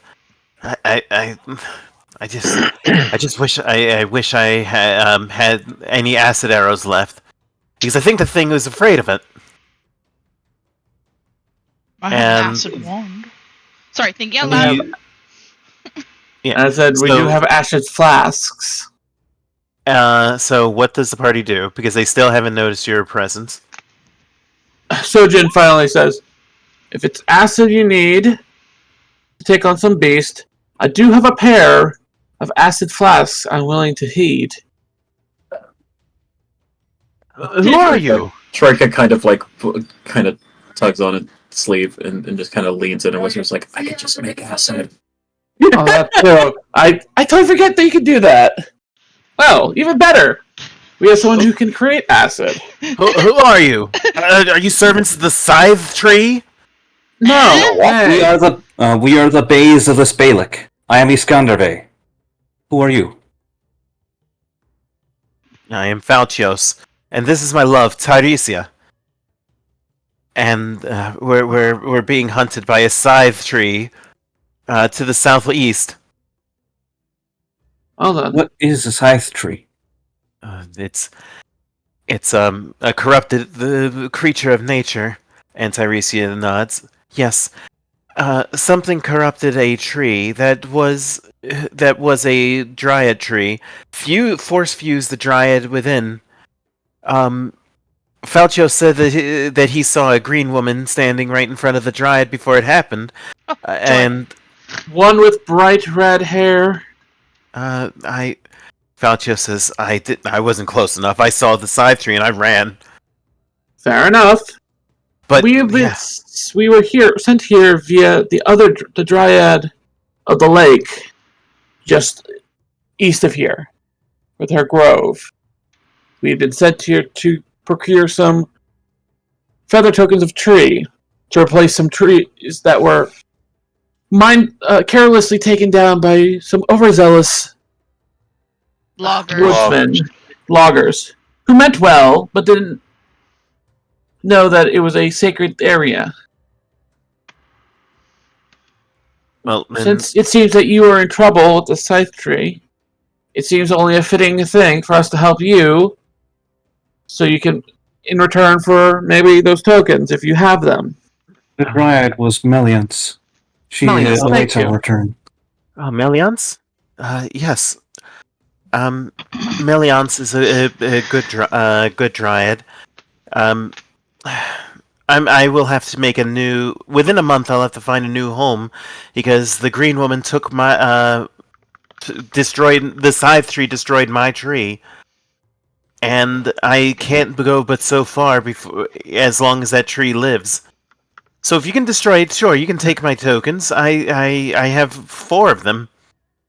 I think that sounds like, and it was about 3 trees that she needed replacing, and 1 for yourself then. Do you think that we could do that? Is that within our power? I mean, how hard is it to destroy one angry elemental tree? Well, have you ever seen like a mangrove tree? Those things. Yes, I have. Enough. If you're willing to do this, then I can tell you that if you have axes, then it is a tree that should help against it. Damn! If only we had a halberd. Y'all just see Zarni in the background just like pinching the bridge of her nose with her middle finger and thumb and her forefinger on the middle of her forehead, just like, I give up. Ow! Sorry, Binder just fell on my foot. Ouch! Oh, I thought it was a cat attack. No! Binder fell on my foot. No, but we do have some gardening tools. But with that That's a said, joke. very well. Then, if you can do that, then I can show you where it is on the maps. Is there So, anything yeah. else that you could do to aid us? Do you happen to have any axes laying around? No, I don't. My beloved here is a dryad. Why would I ever have an axe? I completely understand. I had to ask just because none of us have axes either. Well, that's. That's I wish you luck then. yeah. Well, we have That's acid. If you have any acid arrows or any magical acid, that should help. Okay. So it turns to Troyka. Well then. Troyka, you're gonna carry us.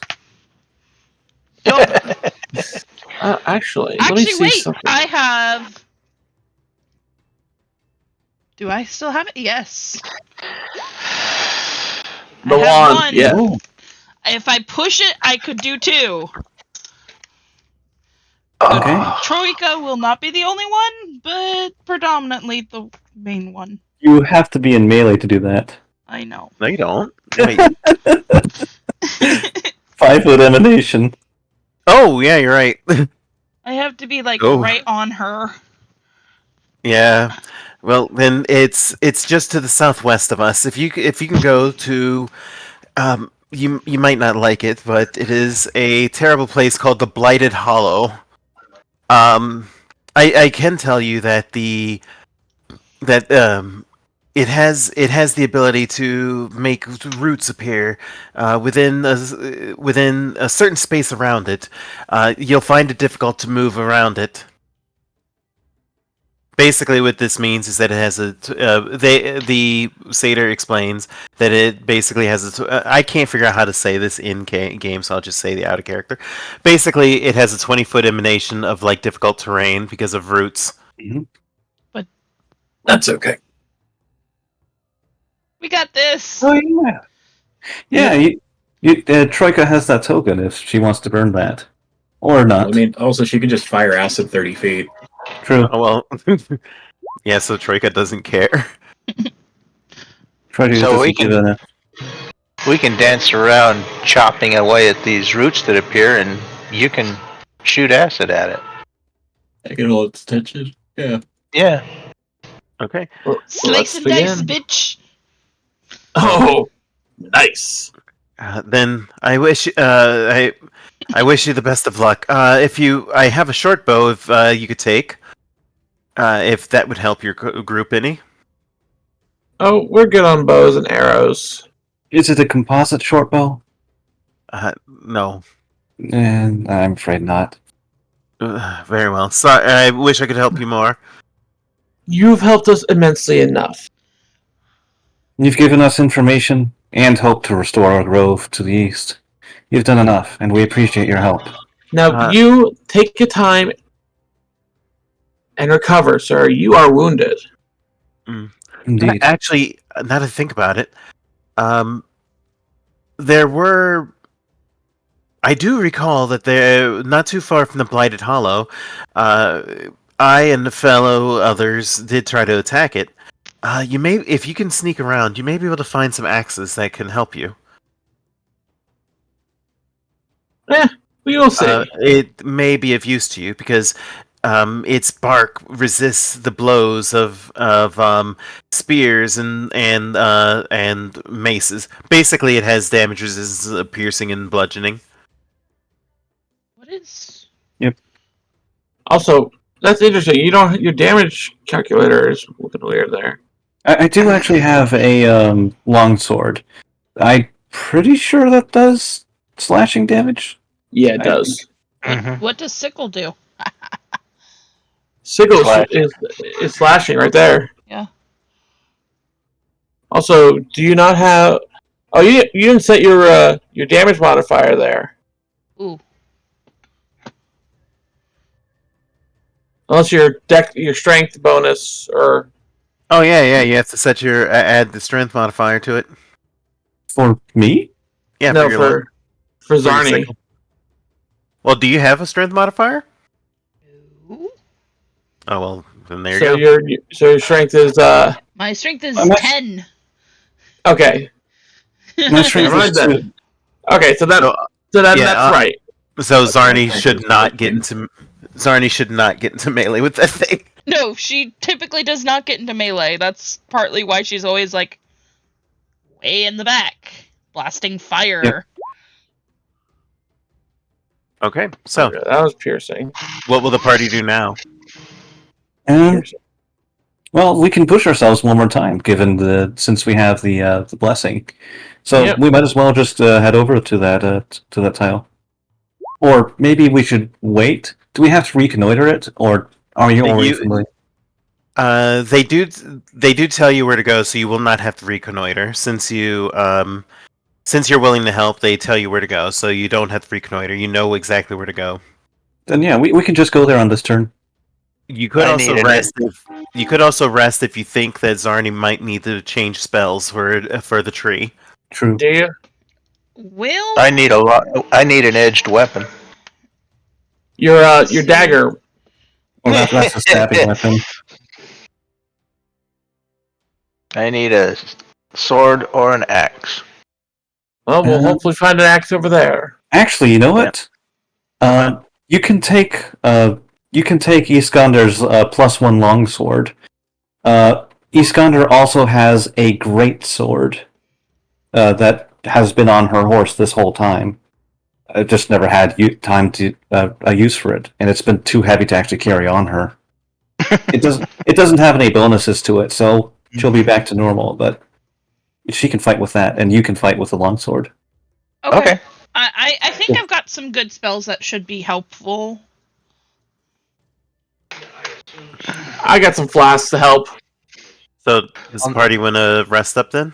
And Yeah. Troyka, what do you have any preps that you need to make? Nope. I'll need to have that sword added to my sheet. I'll take care of that. It's got +1 striking. That's the only effects on it, right? Yep. Okay, so I'll add that to your sheet. Not striking. +1. What was it called? Proficiency or Yeah, the basic that plus hits one. good. Okay, so Yeah. not the +1 striking. Got it. Just plus Okay. one.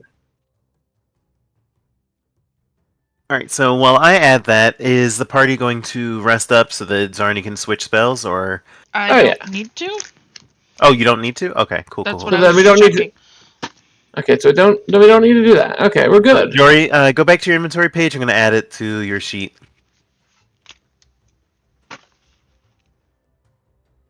All right. So held items Oh shit! and I just yeah. What's up? realized when we went to town last time, one of the things I did was switch out my longbow, my composite longbow, for a composite shortbow. So Hey, yeah, you did do that. I completely forgot about that. All good. All right, I added to your sheet, so you're good. So, party. By the way, party gains a hero point. Yeah. Woo! Back Think to I'm one. Capped up. 2. And is the party going to proceed? Hell yeah. Yeah. All right, go ahead, move yourself. All right. Let's do this. Boom. All right, and let me just move everybody. And question. So those axes that you mentioned, will those technically be classified as battle axes or great axes? Oh, hello. That's going to be a perception check if you're gonna see if you can find them. So Right. who is on? Only one of you rolls. 2 of you can help. So who wants to do it? Actually, wait a minute. I just realized something. Ow. Troyka, you can detect metal, right? Or like things like that. No. Okay. You can. Do you detect wood? Well, am I about to hit level 5? Okay, so not yet. Okay, never mind then, because I would have made it an automatic success if you could. Okay, so who is going to help and who is on assist? I'll look. So you'll lead, I'll assist.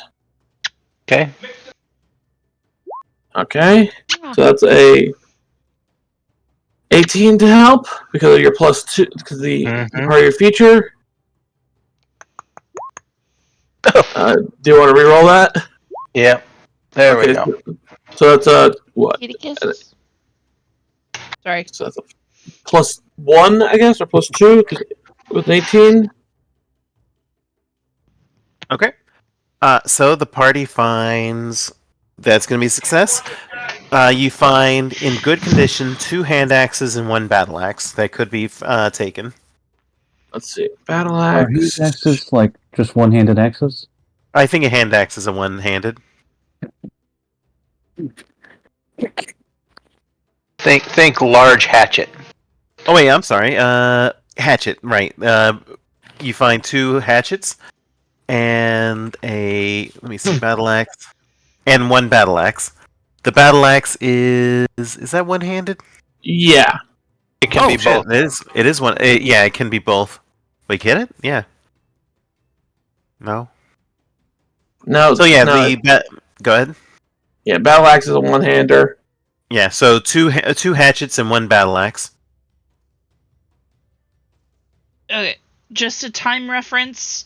We have about 40 40 minutes. minutes. Okay, we should be able to get this done then.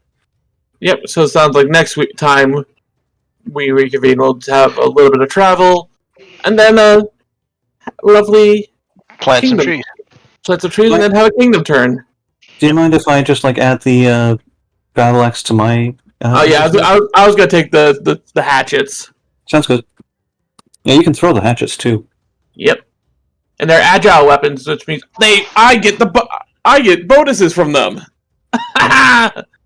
Nice. Nice. They work with my skills. Truly piratical.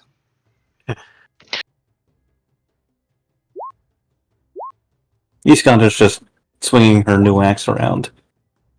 All right. So hatchet Dang. 2. when the party arrives, you find that there is a blighted grove, and you see you can feel the presence of the scythe tree, almost as if because as you were told, the creature does have a small 20-foot aura of difficult terrain around it, which will be marked in green, and it seems to be just like munching, like imagine like its roots are grabbing like bodies that are around it, and it's like digging them into the earth, almost as if it's sucking the nutrients from them, and it hasn't noticed your party's presence quite yet. So Actually, could I request that the aura be oh, right. What color should it be? probably blue? Yeah, let me do that. Is this good? Yep, I can see that. Okay. Yeah. Yeah, I sorry can see about it. that. So yeah, basically that's the anywhere in blue is where difficult terrain, because it's like making the roots sprout up around it, and it doesn't seem to have noticed the party's presence. But you can make a recall knowledge check to see if you can figure anything out about it. All right. Oh, and also let me give you the plus. I'm going to give Troyka the 30-foot radius around. Would curse lore be useful in this case? Possibly, yes. All right. Because it's a cursed entity. Yes, that will work. I do actually have a question. Shoot. I forgot what my question is. Okay, sorry. No, it's okay.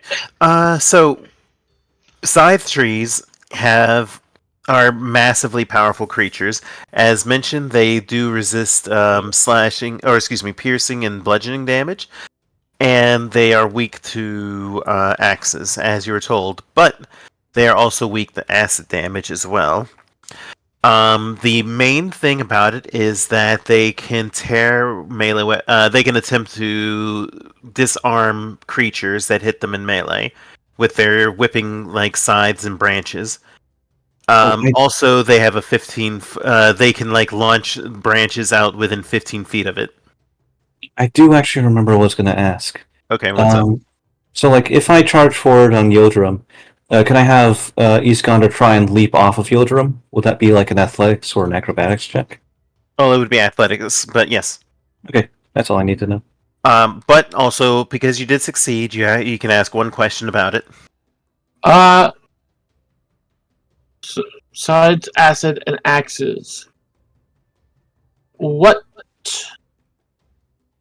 other sources of damage is it? Weak or resistant to? I mentioned all of its resistances and weaknesses, but it has an exceptionally low reflex and will. Okay. And yeah, so basically those are the weakest things it has. Good. So we can intimidate this tree.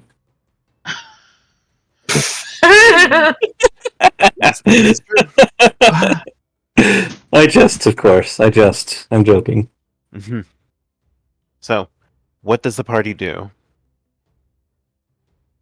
And I'm going to ask everybody to go ahead and roll initiative just so that we can keep this organized. Sojin's already dismounted. Oh yeah, definitely. Perception. In fact, Zarni would have left her horse way back. Oh yeah, definitely. Yeet the horse. Okay, Troyka, what's your dexterity bonus? +3. Okay. What's yours? Because I know yours is better than Zarni. What's yours, Sojin? It's also +3. Okay. So you and Hi. I'll go second in that order. Okay. So did everybody roll? I think so. 1, 2. Sojin's just not showing up because they rolled. I hit the wrong button. You're right. Normal perception. Let me actually roll initiative then. Go for it. There we go. Okay, so I'm gonna put you as 12, and let me just organize this. You put that's my horse. Why would I look at my horse? We all need to know when Wicked Salt's gonna move. He's gonna take a wicked piss. Oh my god. Alright, so I will put you as 12, I'll remove Wicked Salt, and Zarni is going to be last because I know that you're the slowest footed. Oh, yeah. And you agreed to go second. Okay, cool. So we have the order, and on its turn, the scythe tree is going to continue eating. It doesn't seem to have noticed your presence. Alright. Well, Iskander's going to command Yildirim. Actually, you know what? No! Yildirim is actually independent enough that they can do things on their own. So I'm just going to I'm not going to use command animal. Yildirim's just going to charge forward. Let me just check how long that is. That's as far as I can go on just one order. So Yildirim's going to go here. What you doing? Okay. And then... But does that still consume your... No, that does not take an order. Yildirim's independent enough that he can do one action without being commanded to. Ah, nice. And Iskander's going to use her first action to leap off of Yildirim. Let's see. That's athletics again? Yes. Yep. Alright. And she's trying to go as far forward as possible. Okay. Let's see. So, like, how far can she go with her momentum? Let's see. Horizontal jump, if your speed. Effectively, since your speed, it looks like it's going to be 15 feet. Okay. Then Iskander will launch herself over here. And then she will use her second action to close in. This is rough terrain now. Mm-hmm. And she has 25 feet of movement. Yeah, that's fine. She can move there. So she uses her 2 movement to get in right in with the tree, And she attacks with her axe. Go for it. Right. Oh, Also, did you guys notice the change I made to the name? bad axe. Yeah. All right. Now, so as you strike with the axe, you strike true and deal 25 points of damage to it Very nice. because And it that's takes her turn. the axe damage, and that's going to be it for you. By the way, the party noticed that as soon as Yildren came within this space, I'll make it visible to all. Basically, the larger circle is its tremor sense. I'll change it to a blue, a dark blue. Yeah, please. Dark, Yeah, dark. no, I'm sorry. Is this good? There we go. Yep. All right, yeah. So basically, the dark blue is its tremor sense. If you're outside of that, it cannot see you. Joy. Cramp. All right. That's a 35 spacing. Well, 30. Which I means don't so- say it. From outside it, I mean. Yeah. Oh, So, right there. Iskander, that was Iskander's turn. So it is now that's Jory's 30 turn. feet, 30 feet outside it, yeah. How many feet am I from it? For the tremor sense, you're 25 feet away from the tremor sense. I need to get up to it. So that's Yep.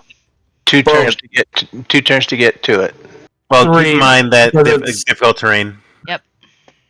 So you'd Okay, have to well. spend all your entire action to get up to it, I think.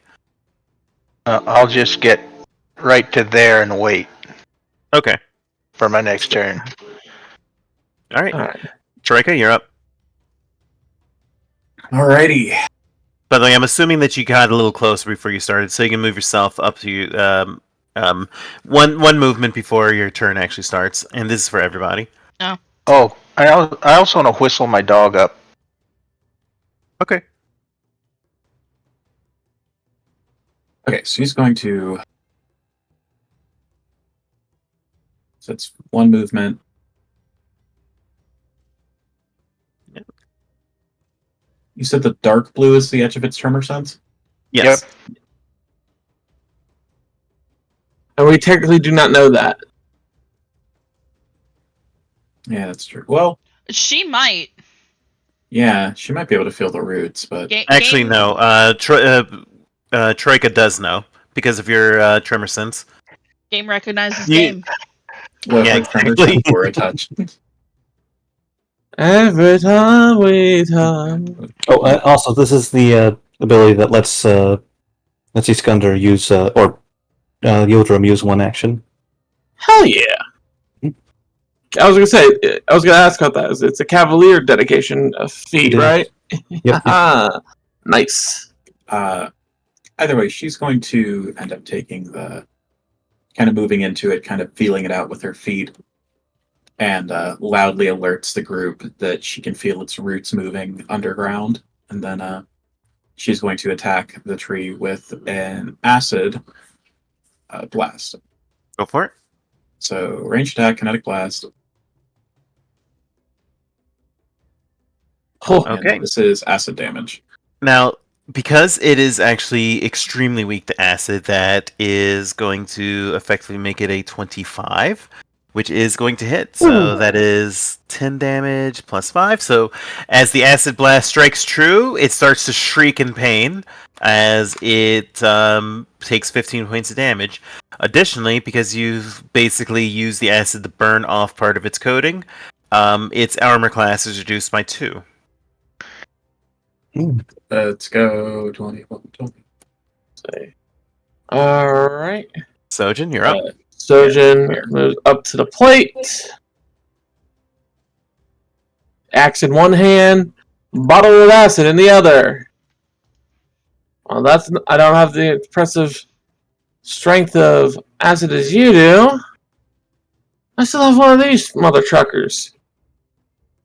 And he eats. Let's see. All right, make your roll. Alright, using the hatchet. Because of its armor class reduction, thanks to Troyka, that's going to hit. So it Nice. does a flat 1. Well, the flat one is the splash damage. No, it does a flat 1. Okay. Acid, a persistent 1d6, and 1 splash. Okay, so the 1 splash is going to hit Iskander. Ah! Acid! Why? It actually takes extra damage from the acid, and additional damage from the ongoing acid, which sucks. I suffered a grievous injury. Sorry about Alright. that. I should have given you heads up. All right, so is that it for you? No, he readies the next one to throw, Okay, but he doesn't throw another yet. He's Alright. got 2 more. Zarni, you're up. Okay, she's gonna move right here, just outside its range. And since she only has 1 action left after that, she's gonna go ahead and shoot it with a crossbow bolt. She knows it's probably not gonna do anything, but Oh, that sadly is going to miss. If basically you hit a rough part of the bark and it just lands without any effect. that's fine. All right, and now it is the Scythe's tree turn. First, go ahead and roll the ongoing acid damage, if you please. 1d6 of damage. And we're going to add 5 to that, so that'll be 6 damage. And I'm going to roll the flat d20 check just to see if it recovers. I need a 15. Nope, it's still suffering, but that's for that. So now that that's resolved, it's going to... I mean, you know what? It's going to make a scythe branch. Basically, it whips its scythes trying to hit at Iskander. Mhm. I think that's a miss. Wait, what was the attack? Oh yeah, that's 20. actually a miss. Okay. It's going to then make another scythe attack. Yes. And then it's going to... let me see, what is its movement? It can move? Yeah, it can. It picks up its roots. And it moves close to the party. Oh shit. I was holding the action of the acid flask. I'm gonna chuck the Well, acid flask. remember, readying an action is a 2 action. You'd have to spend 2 to do it. Oh yeah, you're right. So you just have it readied. Yeah. But I think it moved out of Iskander's range, so you can make an attack. Oh yes, I completely forgot about that. I can in fact do that. Yep, Smack in the ass. I was actually expecting to have to use a reactive shield on that, so I wasn't expecting to have my reactive attack too. Hell yeah, that Yeah. hits. Nice. That will hit, so that's going to be 8 damage. Nice. Very nice. All right. Sadly, that was a bad turn for the scythe tree, so that's it. Yeah. So, go ahead, who's next? So Yildirim is actually just going to retreat. How far can they go? It loses 5 feet of movement because of the roots. Okay. So yeah, you can get back there. Destiny and Lost Yeah. Witch. The horse is not really meant for this fight with its hooves. No. No. Alright. And You're smart enough to get the fuck out. yep, and because Iskander isn't going to use an action to do that, she has 3 moves, or 3 actions. Mm-hmm. So first thing that she's going to do, she's going to get into range again. That'll be 10 feet of movement for her. Mm-hmm. And then she attacks. And I'm going to use this because I keep on fucking forgetting to use it. Whoo! Oh! I didn't need to use it! Jesus! Okay, so that's going to be 17 damage as you strike it true. Oh my god. Nice. Okay, yeah, that's what I missed. expected the first time. All right. Jory, you're up. Step ups for that, Flanking. and then Yep. take a whack. That will hit thanks to the effect. So that's going to be 7 points of damage as you slash into it for with your sword. Okay, it is specifically axes that. Specifically bonus. axes. All right. And then for my third action, I'm gonna try it again and miss. That one will miss, however. All right, Troyka, you're up. You can detect the roots weakening, almost as if like it is being bloodied and damaged, and you can almost feel like the blood that it's consumed draining out of the roots. You got it on the ropes. She is going to approach it and make a 2-action blast. just Go for because it. that's more likely to hit. So the to hit is going to be this plus 2. Okay. 25. That is actually going to hit. And the damage is going to be damage listed plus 5. So I have a question for you. Go for it. How do you want to do this? Troyka takes her weapon and it reads it in this kind of acid, and then she plunges her sword into the center of it. It kind of cuts in like a, it kind of cuts through like a hot knife through butter, and then she pulls it out, and then it kind of starts to essentially dissolve from the inside. So the tree very quickly begins to lose its ability to maintain itself, and then within a couple of seconds, it just loses all integrity and collapses. Okay, Ah, and alien acid. Nice. it falls over and makes a crashing sound, like almost as if somebody is just yelling out timber in the middle of it. And it collapses down into a heap on the ground. And the party is successful. God, that scythe tree got wrecked. And it hits like a truck too, but hey, that's how it goes. Hey, all I can say is freaking coming out the gate with the bad axe. Well, yeah, but also, like, it had a 25 armor class. Troyka reduced it down to 20. Yeah. So, Yeah. but all jokes aside, so since I know we're running low on time, I'm just going to share what you find. But scattered amongst the bones and roots, you find a sum of coin, which is listed, a silver ring worth 7 gold pieces, and under its roots, I shouldn't. I'm just gonna actually no, because Troyka has tremor sense. Troyka can find it, so that's not an issue. It had a hidden cache in its roots that has a dancing scarf. And here's what the dancing scarf is. Boop.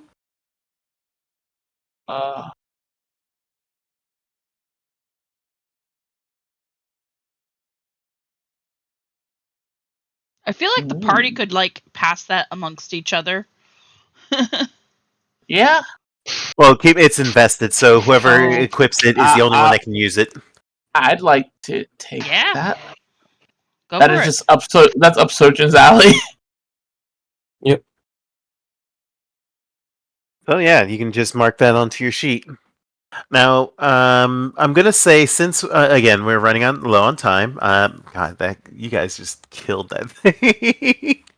Let me just add this up real quick. Of course we killed it. That's true. But all right, so you guys are going back to the Tiresias Grove, right? Yes. Okay. So when you report that the tree has been destroyed, Tiresia actually, let me get back to the map. So because I don't remember the satyr's name. Oh god, I didn't write it down either. Well, you didn't. I think you said it like offhandedly. So. Falchios, Tiresian Falchios. So I'll type that in real quick. Okay. So, Tiresia and Falchios are very thankful for you for what you've done. They mentioned that they're going to find a new home somewhere within the forest of the Stolen Land, so you don't have to worry about them. And they give you Tiresia almost seems bashful as she hands over 5 feather tokens. She explains that she expected one of you to fall to the scythe tree, so she was going to keep one for herself, but so she hands you all 5. Sojin takes one of them and hands it back to her. Make yourself a new home with this one. You promised us 3. You spoke of 4. Keep one for yourself as you had promised to us. You're very kind. Additionally, to you, looking to Troyka, I sense something pure within you, almost as if you're of the earth. Like these friendly kobolds that come here every so often, the Soot-Scaled tribe. You remind me of them, and I would give you the same gift that I've given one of their chieftains long ago. And she offers you a primeval mistletoe. Ooh. Pretty. Ooh. So the sprig of this berry festooned holly and mistletoe doesn't will or rot.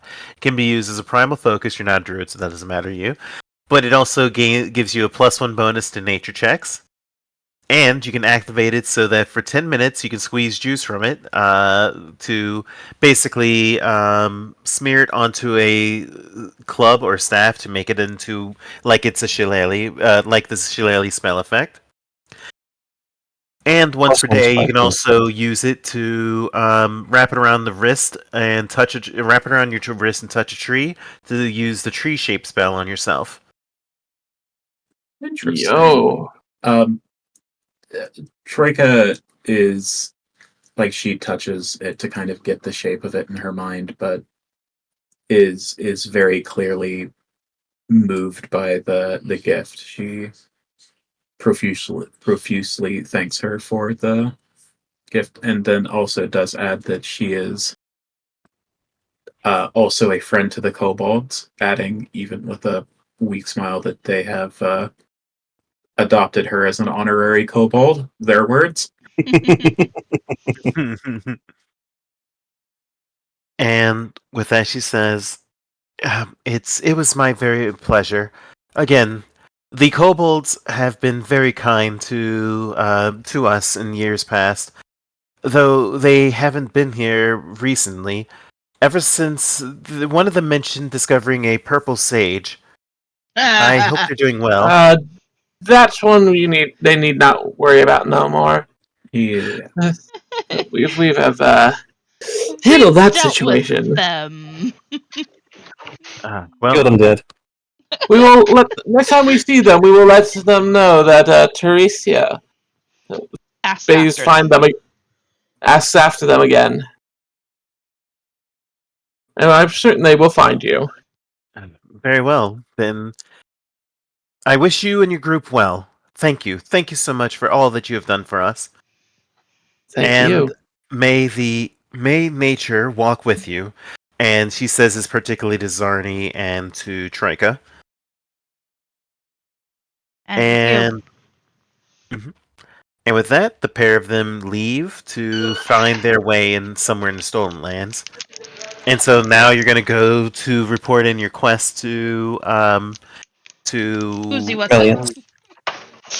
to The wet the lady. Melions. So, Who's he? What's it?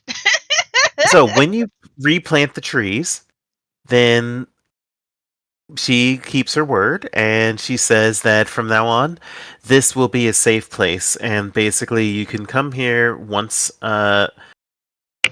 You can come here twice a month to drink from the tree, so that you can travel through the forest at speed. She says she Ooh. will keep the basically it lasts.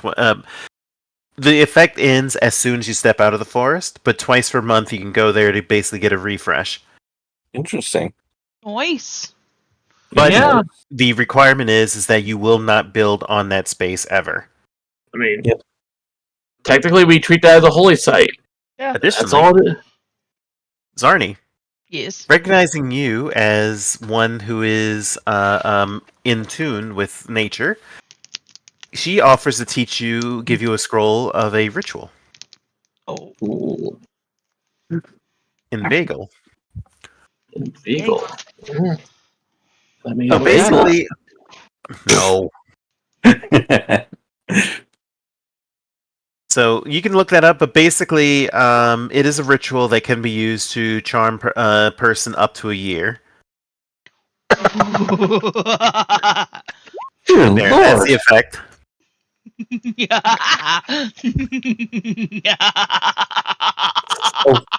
Oh my god, what have we done? It's turning into the Joker. I'm the Joker, baby. The Joker, baby. Also, Eh. I Can I go back to that sprig that Troyka got? Because you missed one thing about what it said on the description. Oh, what did it say? You can cast tree shape on yourself, but you get turned into a vine, not a tree. Oh, okay. Oh, well, I mean, you become a vine and touch. I mean, still, it's very useful for like hiding or whatever. Yes. So there's use to Very good for pulling pranks. Jeez. You know, if you can like squeeze some juice out of that, would that be vine sauce?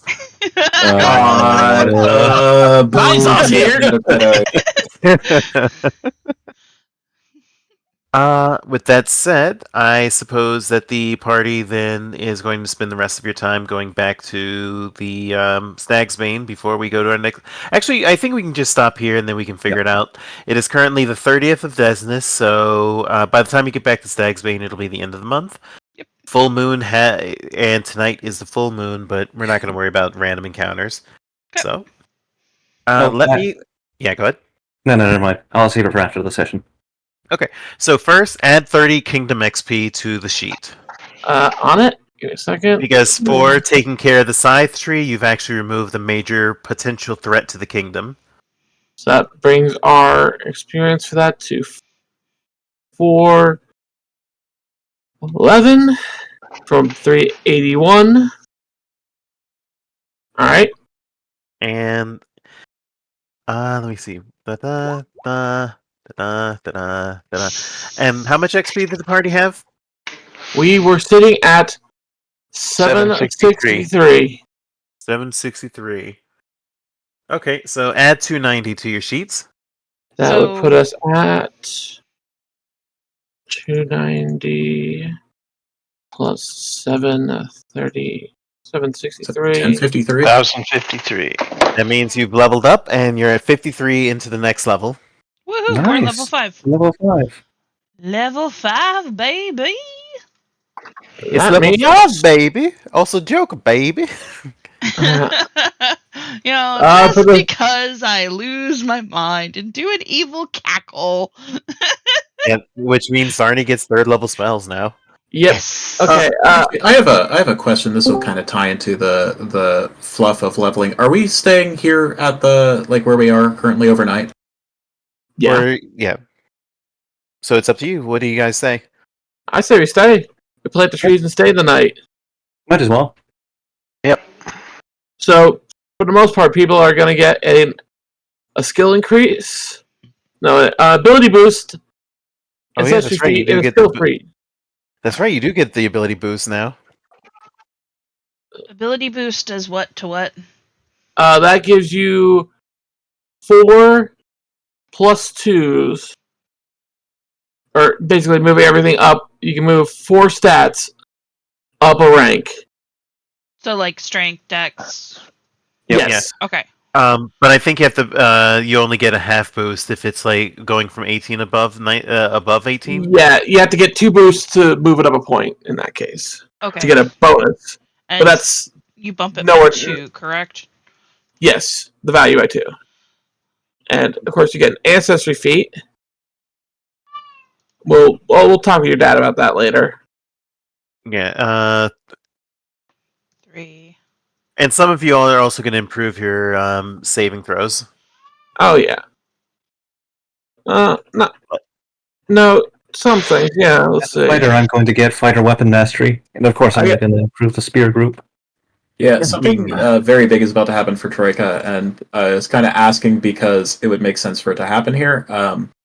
Oh, what is it? Essentially, overnight, she will probably be working on trying to plant the new trees potentially, and then there's just this moment where she has this overwhelming flow of vitality energy as her kinetic gate branches, and now she has wind control.